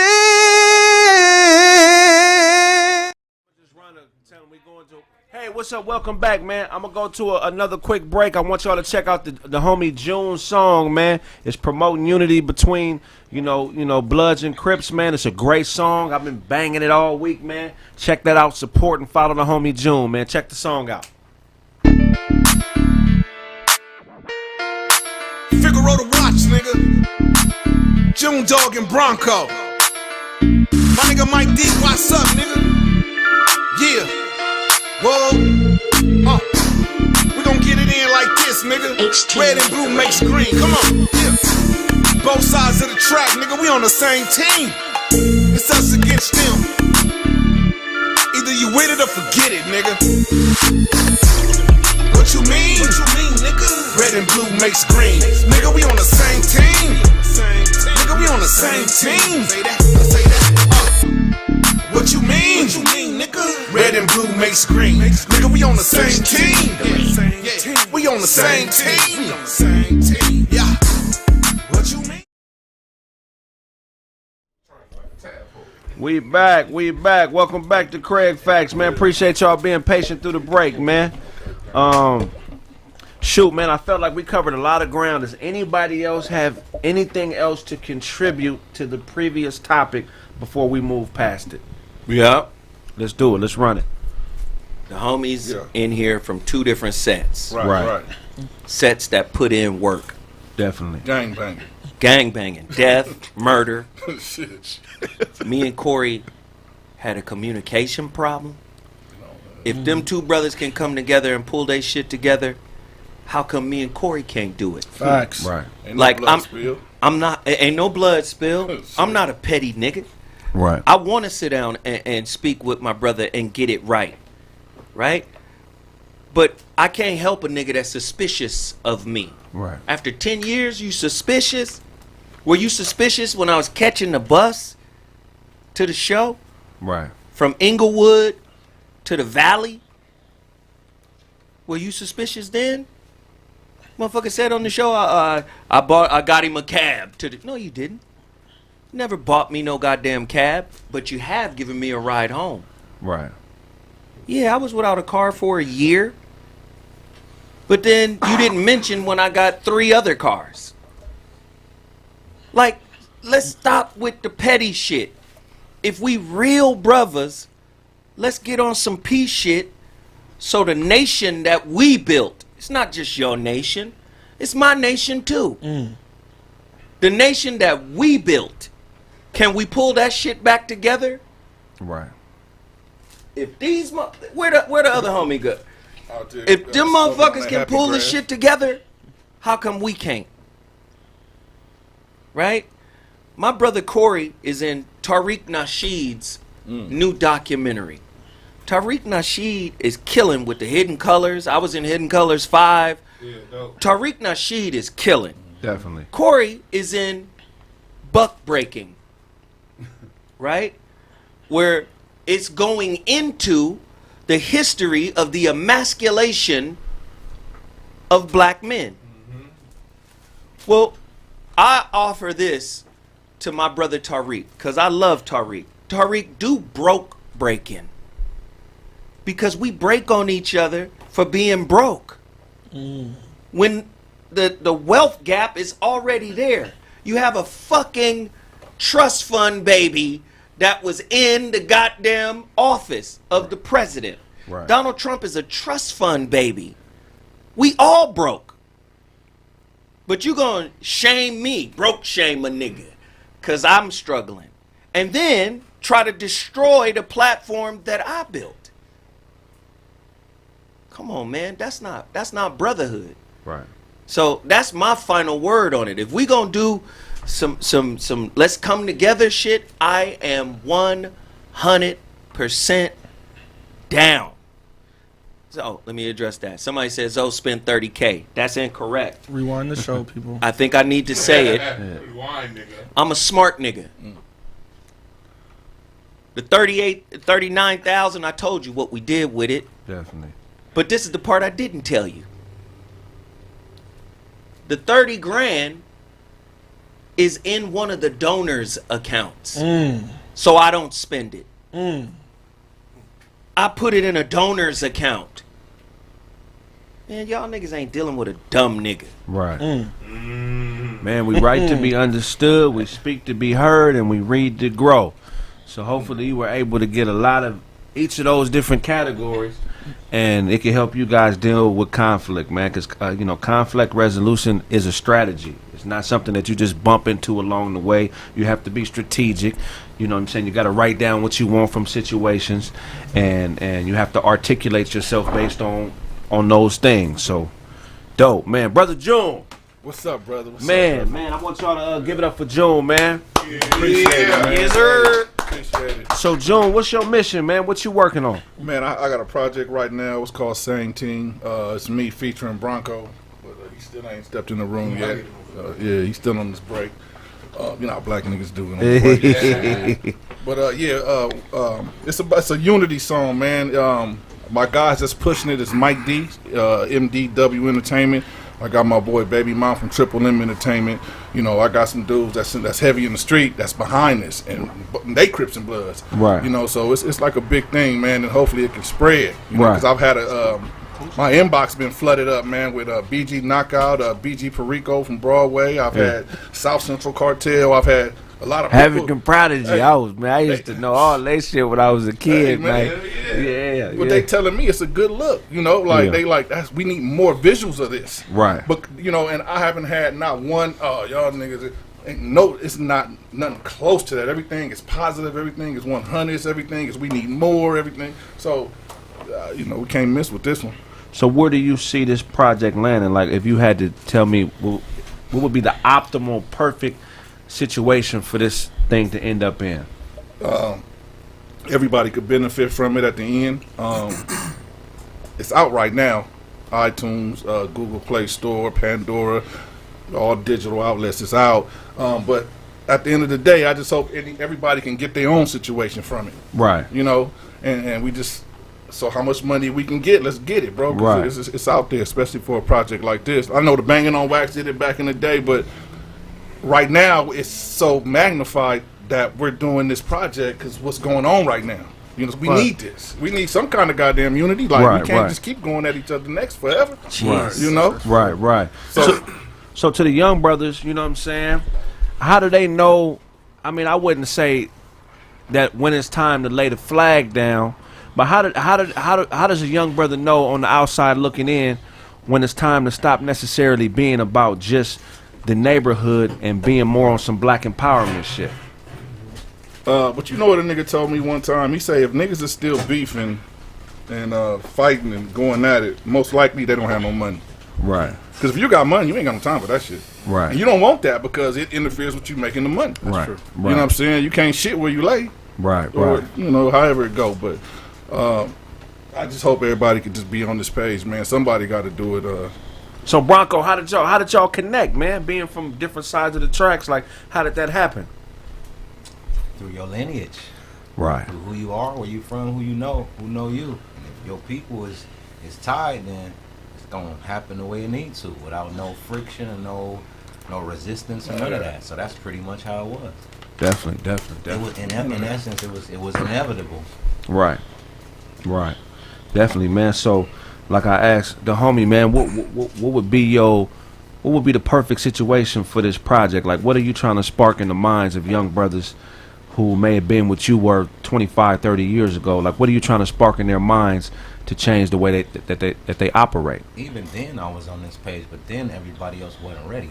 So now that everybody has the evolution of the culture then came around full circle, you're starting to see a lot of Crips and Bloods whose relationships would have been kept secret just between them. They started to, it's okay to display that picture with my blood friend or with my Crip friend, and I don't care about what nobody else thinks. Because in reality, that might be my real cousin. Right. My real brother. And if y'all get into it, oftentimes you don't wonder like why that. me and him beat you up. But you know, they keep the friction or they keep the little bullshit down or whatever, wherever my peers is at, so I ain't got to hear this shit. I might not even say I got a Crip cousin or a blood cousin or whatever, but you know, I already had blood cousins since I was a kid. You grew up over there, and that's your area. So we got the same nana and same pawpaw. How the fuck me and you not gonna fuck with Straight out. Hey, one thing we all agree on is who's a buster. Right. You know what I'm saying? I don't give a fuck what side you from. A buster is a buster, man. So right. That term don't just apply to guys that bang. That apply to niggas that don't bang too. Straight out. A lot more to them niggas that don't bang than they do the niggas that do bang. So what is a buster then? Okay, we got a gangbang buster and then we got a square buster. I need to know the differences between the both. One and the same. You pretending to be something that you not. Ooh. Keep going. Oh, okay. So when it's time to perform and do if you naturally gorilla, you gonna swing through trees and shit and eat bananas and fuck shit up. Right. You pretending to be a gorilla, when it's time to swing through the trees, you gonna fuck up. When it's time to eat some bananas, you gonna slip on the peel. Who you are gonna show itself. Ain't nobody gonna have to throw you under the bus. The bus is there for you to get your ass under there. Definitely, man. That's some wild Nobody shit. gotta do it to you. Just You real did it to nigga shit yourself. right there. That's real talk. Yeah. You can't blame nobody, but you can't blame the hood. You blame yourself for being infatuated with the pretty girl that you wasn't supposed to try to fuck. Right. So let me ask a question about the project. Are you guys doing an entire project together, or is it just this one song? This one song gonna turn into a whole bunch of other shit. Yeah. Right. We started off with this one song. I recorded the song, and I just reached out to him because, like I said, some of the people that's got our backing with this bread, from his side, some from my side. We together. So I said, man, I'm gonna do something with him because he got down on the first Banging on Wax project. Right. Okay. I already knew who June was because I followed her. That's when the boxing shit was support the out. culture. Right. Remember that? Yeah. I used to be eating cereal, cornflakes, whatever, Captain Crunch. Like, these niggas gonna know about me one day. Yeah. And they already knew it was Tiny Lokes, young Crips getting ready to start doing their cripping up under me. So when they ain't gonna stay little, they gonna get grown, and then it's gonna be the ranks replenish itself. Right. So I don't have to do no agitating in the ranks on neither side. They gonna replenish themselves because of the culture is what it is. You're gonna find a lane that matches your fly. Right. You know? Right. You're gonna find something that matches the type of energy that you put out, and you're gonna stick with that. You're gonna find your niche. I'm not asking you to be the best Crip or the best Blood. Just be the best human being that you can be at the time, until you can be a better you, a better version of yourself tomorrow. That's gangbanging or not, just be the best you. People can respect that. Well, let me ask you a question, because now we're going to dig in. Y'all got to answer the tough questions. Is gangbanging played out? I believe so. Because it ain't about that no more. I would say the term played out. I mean, y'all need to leave it on. And I think gangbanging has ever evolved the way that anybody else does. If you've seen Redemption, Tookie didn't stay a little kid. He grew into being a man, and he evolved into something different. Right. You have to first understand that the first Crips, Tookie and Raymond, they was kids when they started this idea, this way of thinking. They wasn't full-blown adults when they did this. Right. So stop blaming some kids for the way that this thing turned out when they was trying to figure this shit out and never got a chance to. Right. So if nobody like me and nobody else that's living in the culture takes the time to analyze what's going on, do your fucking research, assholes, instead of just picking up the flag trying to do something that you see somebody else doing. Know what the fuck you got going on. Where you from? That area might have been called that, like in my area. My area was called Fudgetown before I grew up. I grew up in my mother's neighborhood. Right. My mother and her uncles and shit grew up in that area called Fudgetown. Right. They wasn't Crips then. Right. I grew up in the area where it was Crips. Right. That's why I'm a Fudgetown Mafia Crip, Right. if you ask. But I never told nobody that. It was the outside kids who said that. That's the curly head nigga Lamont. Watch him. They from Fudgetown over there. Cause I'm gonna fight your ass back. All right, then fuck it. So is gang banging a system failure or a parent failure? You can't blame it on the parents for the choices that the kid made when the parents is not there to supervise each and every sandwich that he bite, each and every cup of Kool-Aid that he gets. It's not the parents. Brothers, because uncles. The parent don't make the just follow decision suit. to stand with these 2 or 3. I was explaining outside. If I'm standing with 2 or 3 of y'all, we grew up from the sandbox. From Johnny struck a match and the match went out. Right? From hide and go seek to hide and go get it. We transitioning through life from adolescence through teenage years and all of that. Right. We on the same block. Your parents know my parents. My grandparents know your grandparents. The mailman dropped the bills off at your house. The same mailman drop them off at my house when he dipped it through the hood. Right. It might get a plate of food while you leave. Some unwanted guests, some unsavory guests decide they want to come through our GPS location and cause mayhem and mischief. Right. This nigga is a hell of a narrator. No, I love this guy. Right. I'm telling you, like, this nigga better than Samuel L. Jackson. If I make a Christmas movie, that nigga be the narrator, nigga. So what do we do when they jump out? They not jumping out with bats and bottles and jacks anymore from the 1960s. They jumping out with assault rifles and semi-automatics and shit like that and Glock 19. Okay, and all them guns don't jam when you squeeze them. Right. So if I don't catch the bullet when they shoot in my direction and one of my friends do, does that shake me up and make me scared to not come outside, or does that piss me the fuck off? 1 second, Zoe. I just had a question. What does it look like when you're at the end of the road of gangbanging, where you go, this ain't for me no more. I need something higher. I need something better. Not only for my future, but for my kids. What does that look like? How do you get out when it's time to get out? You have to make choices along the way. Throughout your evolution, as you're growing, you have to make the right lefts and the right rights in order to transition, because you have a lot of adults that have 50 candles on the cake, but they're not developed mentally to accept the responsibilities that come with being a pawpaw or grandfather. Some guys they're broken in such a way where they can't be fixed, because we come from a damaged body of people to begin with. Yes. Right. 1 second, June. You were saying something earlier. I'm saying gangbanging is. I mean, like Zoe was saying, like, how do you know when you're at the end of it? Like, what does it look like? I mean, it's decisions that you make as a man. Like, if you know you got your kids at home and shit, but the homies got the parties going on, we got big weed and bitches and everything, what decision you gonna make? What you gonna do? Right. You gotta be with your kids, bro. Right. And if them niggas don't respect that, fuck them. Right. So, you know what I'm saying? But at what point, let me just ask, because gangbanging is brother against brother, is Cain and Abel, is killing the other side. So when does that get old? When does that start hurting? Where's the conscious? That's what I'm saying. Where's the consciousness where you go, shit, that's another black man. You gotta start from somewhere, and that's why me and him. It's a hopefully tribalism kind of thing, like how the Indians were before. You know, they were rudely interrupted with whatever their evolution was. It was a bunch of different tribes of Indians. They was all redskins with straight hair, shooting bows and arrows, and they was killing each other. Right. Same demographics, different playing field, same GPS location, different a demographic. Right.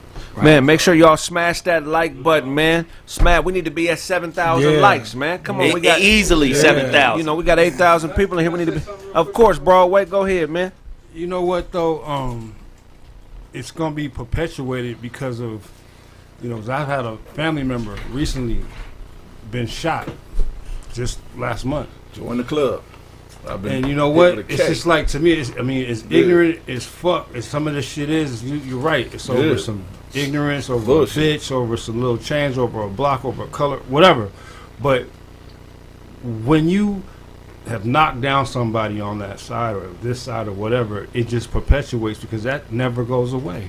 The loss. The trauma that it may have on somebody that's like, let's say you're 13 years old and you just seen this happen to your father, your brother, your sister, or whatever. That never goes away.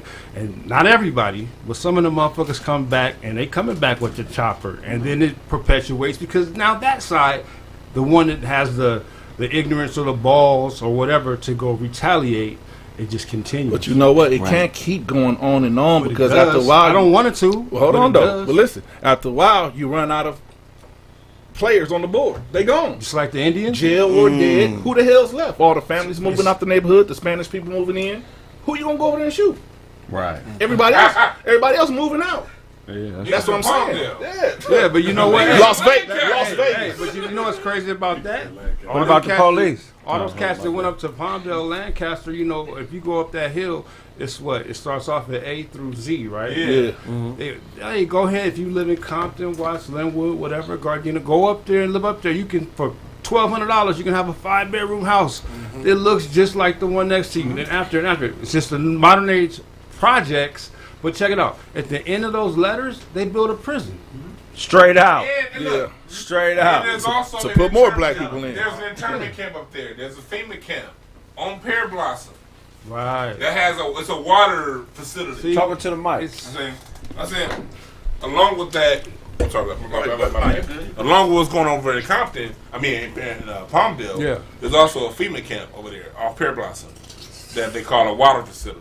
Right. But this is really somewhere. It's one of the Rex 84 camps. Right. Look up the Rex 84, you niggas. Right. That's some shit to where like when they feel shit get too out of control, Right, put you they gonna put somewhere. all the motherfuckers. And listen to what Joe Biden just said. This shag wearing motherfucker just talked about these camps being some places that they're gonna hand out this virus. What do you call it? The vaccine shit. Right, so right. All that shit tie in together, people. So listen to what this brother's talking about. You listen to to two brothers right here who've been through it. They're telling you what it is. Because what happens in California comes to the rest of the motherfucking country. Absolutely. Crack started here, but all you motherfuckers is on crack now. So listen to what's going on now because it's coming to Louisiana, it's coming to New York, it's coming to all these places. So listen closely to two brothers who done been through it. Definitely. And if they can get through it, my shirt, where is it? Oh yeah. Hey, that's part of being big. They Nah, it's all good. All right, man. I gotta be bring it musty full. sometimes. We don't say nothing.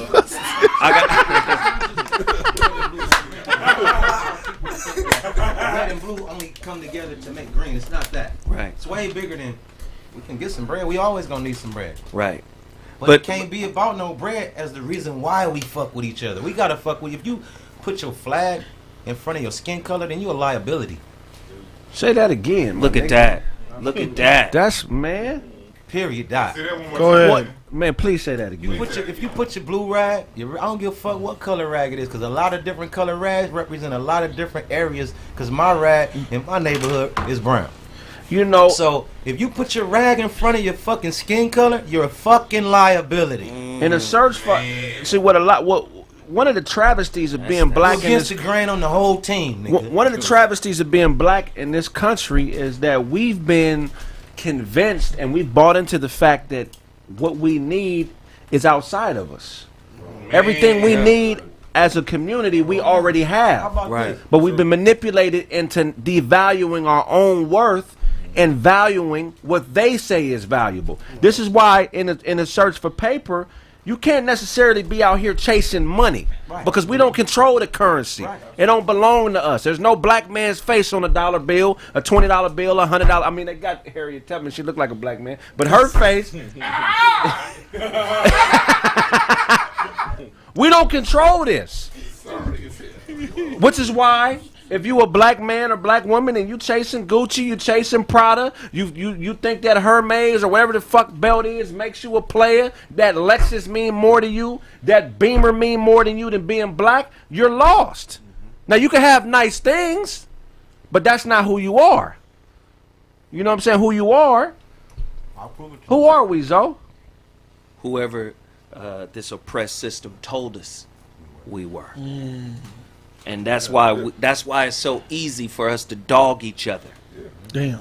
Do you understand? I'm sorry, Harriet. I apologize. Niggas, no, it's real. It's real. It didn't mean no harm until it didn't mean no harm. It's real though. We dog each other because that's how we feel powerful, when in fact we're powerless. The system says, "Hey, nigga, do what the fuck I tell you to do, so you could get these bio survival tickets called money." You say, "Well, no, I don't want to follow your rules." So what do you naturally do to get those bio survival tickets?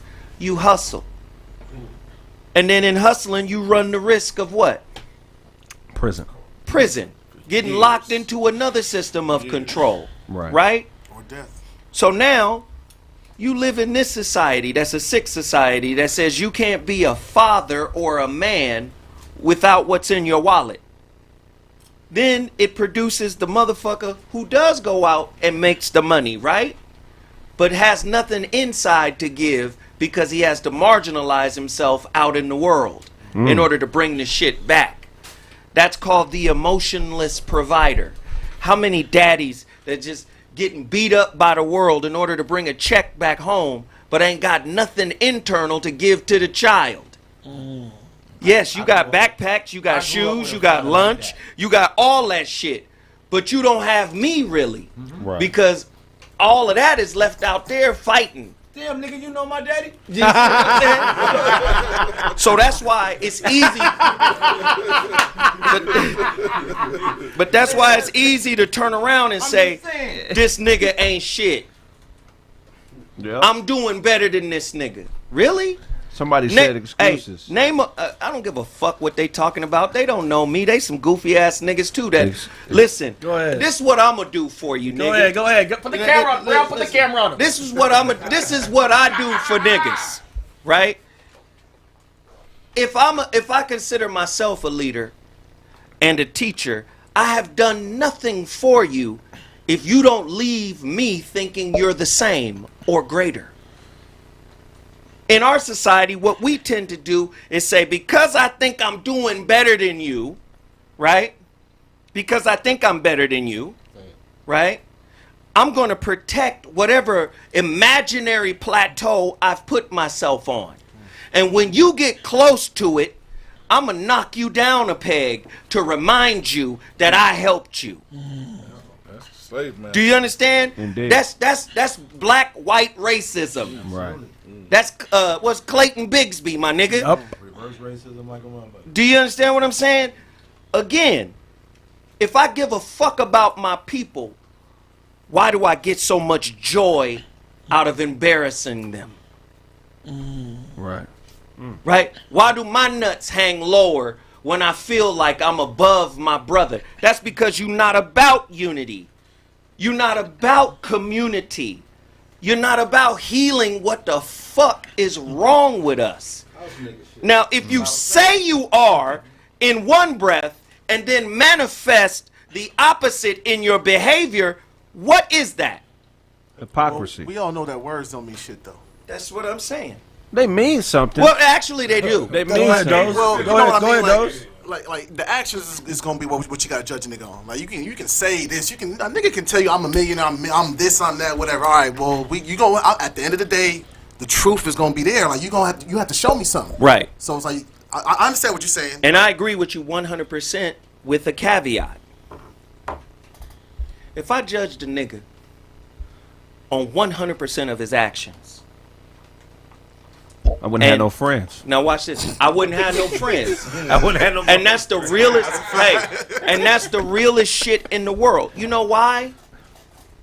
Intelligent motherfuckers across the world talk about something called context. Right? If you talking to a relationship specialist, they'll say the The highest functioning relationships are those that have flexible beliefs. When you bottom line it to a nigga's behavior, you fall into what psychologists call black and white thinking. It's either this or that. It lacks flexibility. It's what lacks subtext. Now and subtext. Right. So watch this. If I'm gonna fucking sit down with you and say, you said A, B, C, D, and E, but you only produced on A and E. You didn't produce on these other two. What am I gonna find out to ascertain if you a fuck nigga or not? Well, in sports, every area of sports has something called intent. Did this motherfucker intend to sock you in the nuts in the ring? Right. Or was it accidental? There's context there. Is this a flagrant 1 or a flagrant 2? Is this a basketball move or a non-basketball? You have to ascertain the intent behind why somebody does something or something didn't happen. Right. If we get into black and white, nigga, it's just behavior. Ain't that the language? No disrespect to you, brother. Ain't that the language that sisters speak Right. with regards to how men are supposed to get down? Right. Right? Right. Nigga, it's all about your behavior, sir. Well, guess what? Niggas lie through behavior. Definitely. That's our most effective way to lie, is through our behavior to women.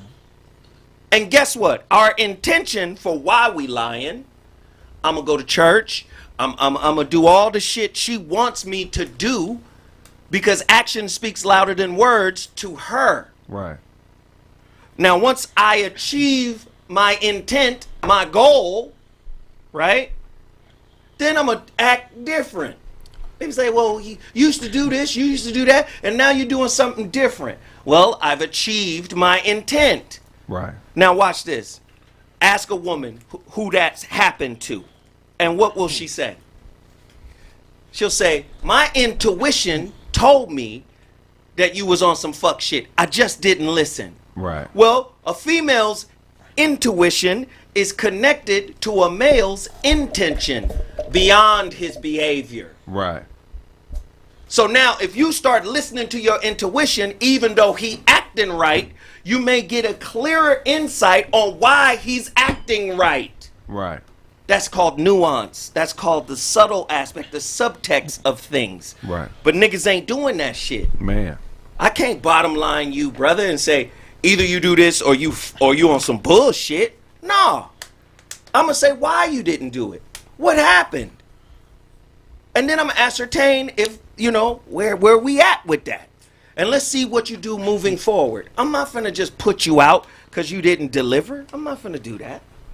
Very interesting. Very interesting. Yes, sir. Man, I ain't gonna lie, I drank a little bit halfway through. Nigga took me on a wild one, man. That's beautiful. So how do you get clearer in conveying action with words so there is no miscommunication or misunderstanding and a woman can't allow her intuition to dictate a situation? You know what I'm saying? Don't be so declarative. Don't be so definitive. This is what I'd like to accomplish. This is what I'm working on. These are projects that are in progress. Oftentimes, nigga want to feel like he got to present a complete package. Everything is already done. Everything is already presented. Here's what you have to choose from. No. Tell the truth about how this is your outcome. This is your desired outcome. And this is where you are in the motherfucking process. A lot of niggas want to present themselves as a finished product, when in actuality, these motherfuckers are in disarray and still under construction. So when I'm dealing with a woman, I'm supposed to say, this is where I want to be, and this is where I am in relation to where I want to be. Right. If you want to stick with me and you allow me to guide you as a man, you have to understand that this is where the fuck I'm at. So we can't let her imagination or her, you know, whatever take control of the situation. She has to know where she is, where she stands in that process, and we don't need to put a timeline on how long it's going to take to get there. You can't guide a woman until you defeat yourself. Explain that. As long as you got unhealed trauma, darkness, shadow work to do, there's no way you're going to be able to guide a woman. What she's actually going to do is reflect you back to you. She's going to reflect your brokenness right back to you. You can't lead her anywhere when you fucked up. June, looking back, have you ever been in a situation where you were like, damn, with this broad, this fucked up because I wasn't the leader I was supposed to be? Yup. I can admit that too. Definitely. But I'm not going to say she had her faults, but she did. But I can admit my fuck ups and where I could have been stronger, and I know my weak points, where I was weak.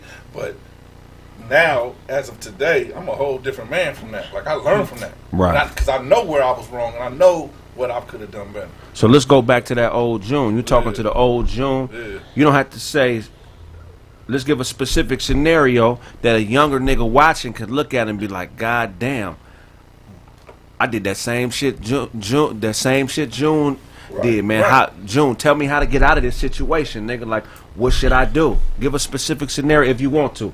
Well, I mean, as far as dealing with a woman, Yeah. you got to say y'all live together. I'm just going on my experiences. Right. You know, like we're going to say the rent. You don't go gamble the rent. You know what I'm saying? Put it on the dice. Nigga, that's for the roof over the head. What is you doing? Right. You know what I'm saying? Don't take them chances, my nigga. Just put it where it's supposed to go, and you can live for tomorrow. Your broad won't be mad at you. Right. You know, and all that old good shit. You Bronco. know? Some game for the young niggas, man. The mistake you may have made with the broads, where you felt like you wasn't being the leader you were supposed to be. Give some game to a young nigga that might be in that situation to articulate his way out of it and come out on top. I sit in the curly head nigga section, so I sit in a different section of the bleachers. So talk about it, nigga. You know, being the honey, well, I sit in the curly head nigga section of the bleachers, so I get the fuck in the section of the bleachers and shit that other niggas don't get the fuck in. But even in that section of the bleachers where I'm fucking at, I can fuck up there too. Well, talk about it. You know, so just having. Just thinking that you being a player when being a player ain't all it's cracked up to be, because you actually be hurting some good people's feelings and shit, and you damage them for the future of whatever their life is gonna be, and you're unaware of those things when you immature, and then when you start to be a grown up and you look back on those things, so it would come across as you missed those good graces, you missed those woman curves. I'm not gonna say nothing derogatory, but you miss being in a nice place with her, and that's probably what you miss. But really, that's a misinterpretation for you fucked up. And there's no chance of you being able to get back with that person, but you can make the right move with the person that you with or the person that you eventually get with. So it's a learning curve on both sides of it. That is so true. Niggas is asking me about my lick. So let me tie my lick into the truth of what my brother just said. Make sure y'all smash the like button. Like button. It gotta be up to 7,000 likes. So before you answer that, did you buy a shirt? You know what? I was thinking about buying a shirt for real. So if you would have worn a shirt on the show, that's crazy. Right? I thought the fucking shirt was hysterical. I thought it was funny. That nigga Brandon still. I love the shirt. Bro, if he came in with that shirt on, bro. That would shut this motherfucker. That shit is fucking hysterical. But I'll say this: your triggers are dating. People don't understand that. Your darkness is dating. Mm-hmm. You're not just dating the external. You're dating what hasn't been fixed. Ooh, wee. That's why they're in your life. They're there to teach you through conflict. That's what Carl Jung said. He said, the unconscious is trying to well its way up to your conscious mind through relationship so it can have conflict to be resolved. You met that girl, you think, by accident? You met this brother by accident? No. Your triggers are dating. That's why the trigger relates. Like, have you ever noticed, how in the fuck does this person get on my nerve more than anybody else? Right. The trigger is dating. Right? Why is it being triggered? The trigger is like an indicator in your car. Right. It's saying, deal with this issue. Not blame your partner for this light going off. It's no, you deal with this issue. That's why this person is here reflecting this shit. That's heavy. Broadway. I have something to contribute to that. Young fellas, if she says shit like, I don't give a fuck, or I'm crazy as a motherfucker, you don't know me, believe her. Yeah. Bronco, you look confused about what he just said. Did you had a question to clarify that? No, I was just processing it. All right. That's why I love this motherfucker right here. I just met this motherfucker He today. thinks I before he love this talk. motherfucker. He's one of them guys that thinks before he talk. We're going. It's a reflection of you right here. Come on, for real, it is. Well, And I accept it. And I'm a reflection of Corey. Definitely. And Corey is a reflection of me. Corey a real dude, man. He is. I have never seen this guy in my life, but he told me I ran into him at the mall recently. Right. I never met him, but I could feel the energy when I walked past. But we was kind of like he was trying to buck up too, like he got some For size. me? Yeah, at the cash Yeah, I register, seen it. I was he finna was fold looking it, but then he I got could tell. hold on. I was looking in the corner of my eye like I'm watching this. Big old light credit card, wherever he got. Hell yeah. So I walked past. He was like, "Man, it was all positive. Like you June." I'm like, "Yeah, I rap, whatever." We touched bases, and here I am. He kept his word as a real man, like real men do. He got me here, and it's all love and it's all appreciative. So that just says your character right there. Definitely. You know what I'm saying? You say, you do what you say. Definitely. You say what you do. Well, man, one thing I learned, man, is I ain't perfect, but I'm really about my people, man. You know what I'm saying? And we've been misled, we've been misinformed, and there's a lot of things that we have to deconstruct and get to the core of who we really are. You know what I'm saying? We happen to be prisoners and captives in a country that don't love us. And we all have an experience that we feel is unique, but it's not. We're oppressed by the same oppressor. You know what I'm saying? And maybe the way we deal with it as individuals is different, but the stress that it puts on our lives, our families' lives, the shit that we have to duck, the shit that we have to do to survive is more than just the average motherfucker has to deal with. So when I see another black man, I see that in him. I understand his struggle off top. I don't have to know your name. I don't give a fuck what hood you from. I don't care where you grew up at. None of that shit, my nigga. When I see a black man, I see me. Right. You feel what I'm saying? And that's what Kraig Facts is all about, man. So we're gonna go ahead and wrap up the show. I want everybody to everybody gonna get a shot to tell everybody where they can find you. We'll start with Broadway, man. If you're speaking to the mic, tell them where they can find you on social media. You can find me at JBroadzilla at Instagram. That's right, man. Tell them where they can find you, Bronco. Bronk the Great TC on Instagram. That's right.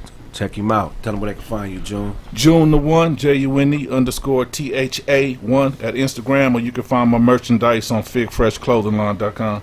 All right, most definitely. I'm going to have y'all get up and I'm going to have a regular cast and crew sit down. I really appreciate y'all brothers coming through. You know what I'm saying? Real spit, man.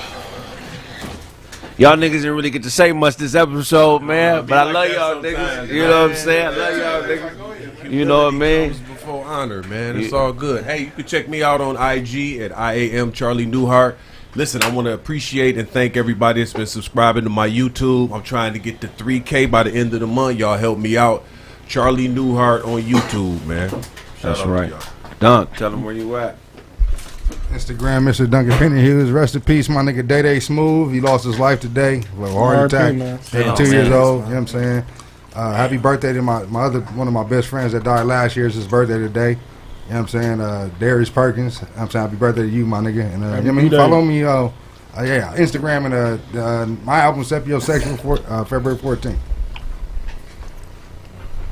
Man, I want to, say shout out to good show, Kraig Facts, man. Great questions, Brandyn and Kraig. Yes. Great questions. I appreciate you, Zoe, for coming on, being 100. Yeah. You know what I mean? And then again, those lessons in the shit, like we always said, there are no perfect messengers, only perfect messages. While niggas is judging and shit, you missing the message. His messages and what Corey said, his messages and what Zoe said. Mind your own goddamn business when it comes to the drama and get the jewels and mind your own fucking business after that. So yeah, I just wanted to say that shit real quick. Hotepish.com. We gonna have that intelligent ish talk the rest of this week. I'm gonna break down that little bullshit ass Bill Biden sign talking about racism when he's only talking about Asians, and all you niggas are celebrating for no goddamn reason. We gonna break that shit down tonight, and then so yeah, holla at me. So tell them where they can find you, G. On the IG at Mr. Zo what? Those. Hey, yo, man. Che with Quentin. Hey! Hey! I'm drunk. So the latest. Echoed like a bug. Hey, y'all know where to find me. Regular_DOZ, man. Holla at me. B. No, as well. Let's get up for Zo, man. It was a great show, man. Thank you for coming on.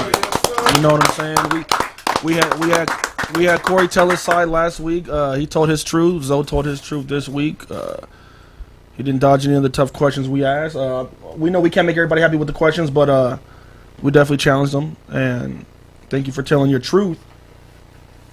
Instagram is B12World, letter B12World. Go to the website, TheeKraigSmith.com. You want to sponsor the podcast, put an ad in one of the commercial breaks that we have. Go to the website, TheeKraigSmith.com. Click the contact page or the bright yellow button. Put in the description exactly what you're looking for. Also, subscribe to the Patreon.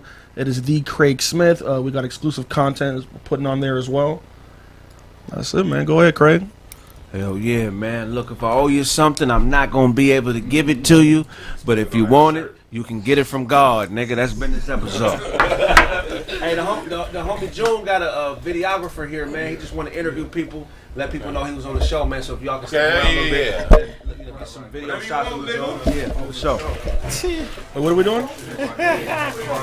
Get it from God.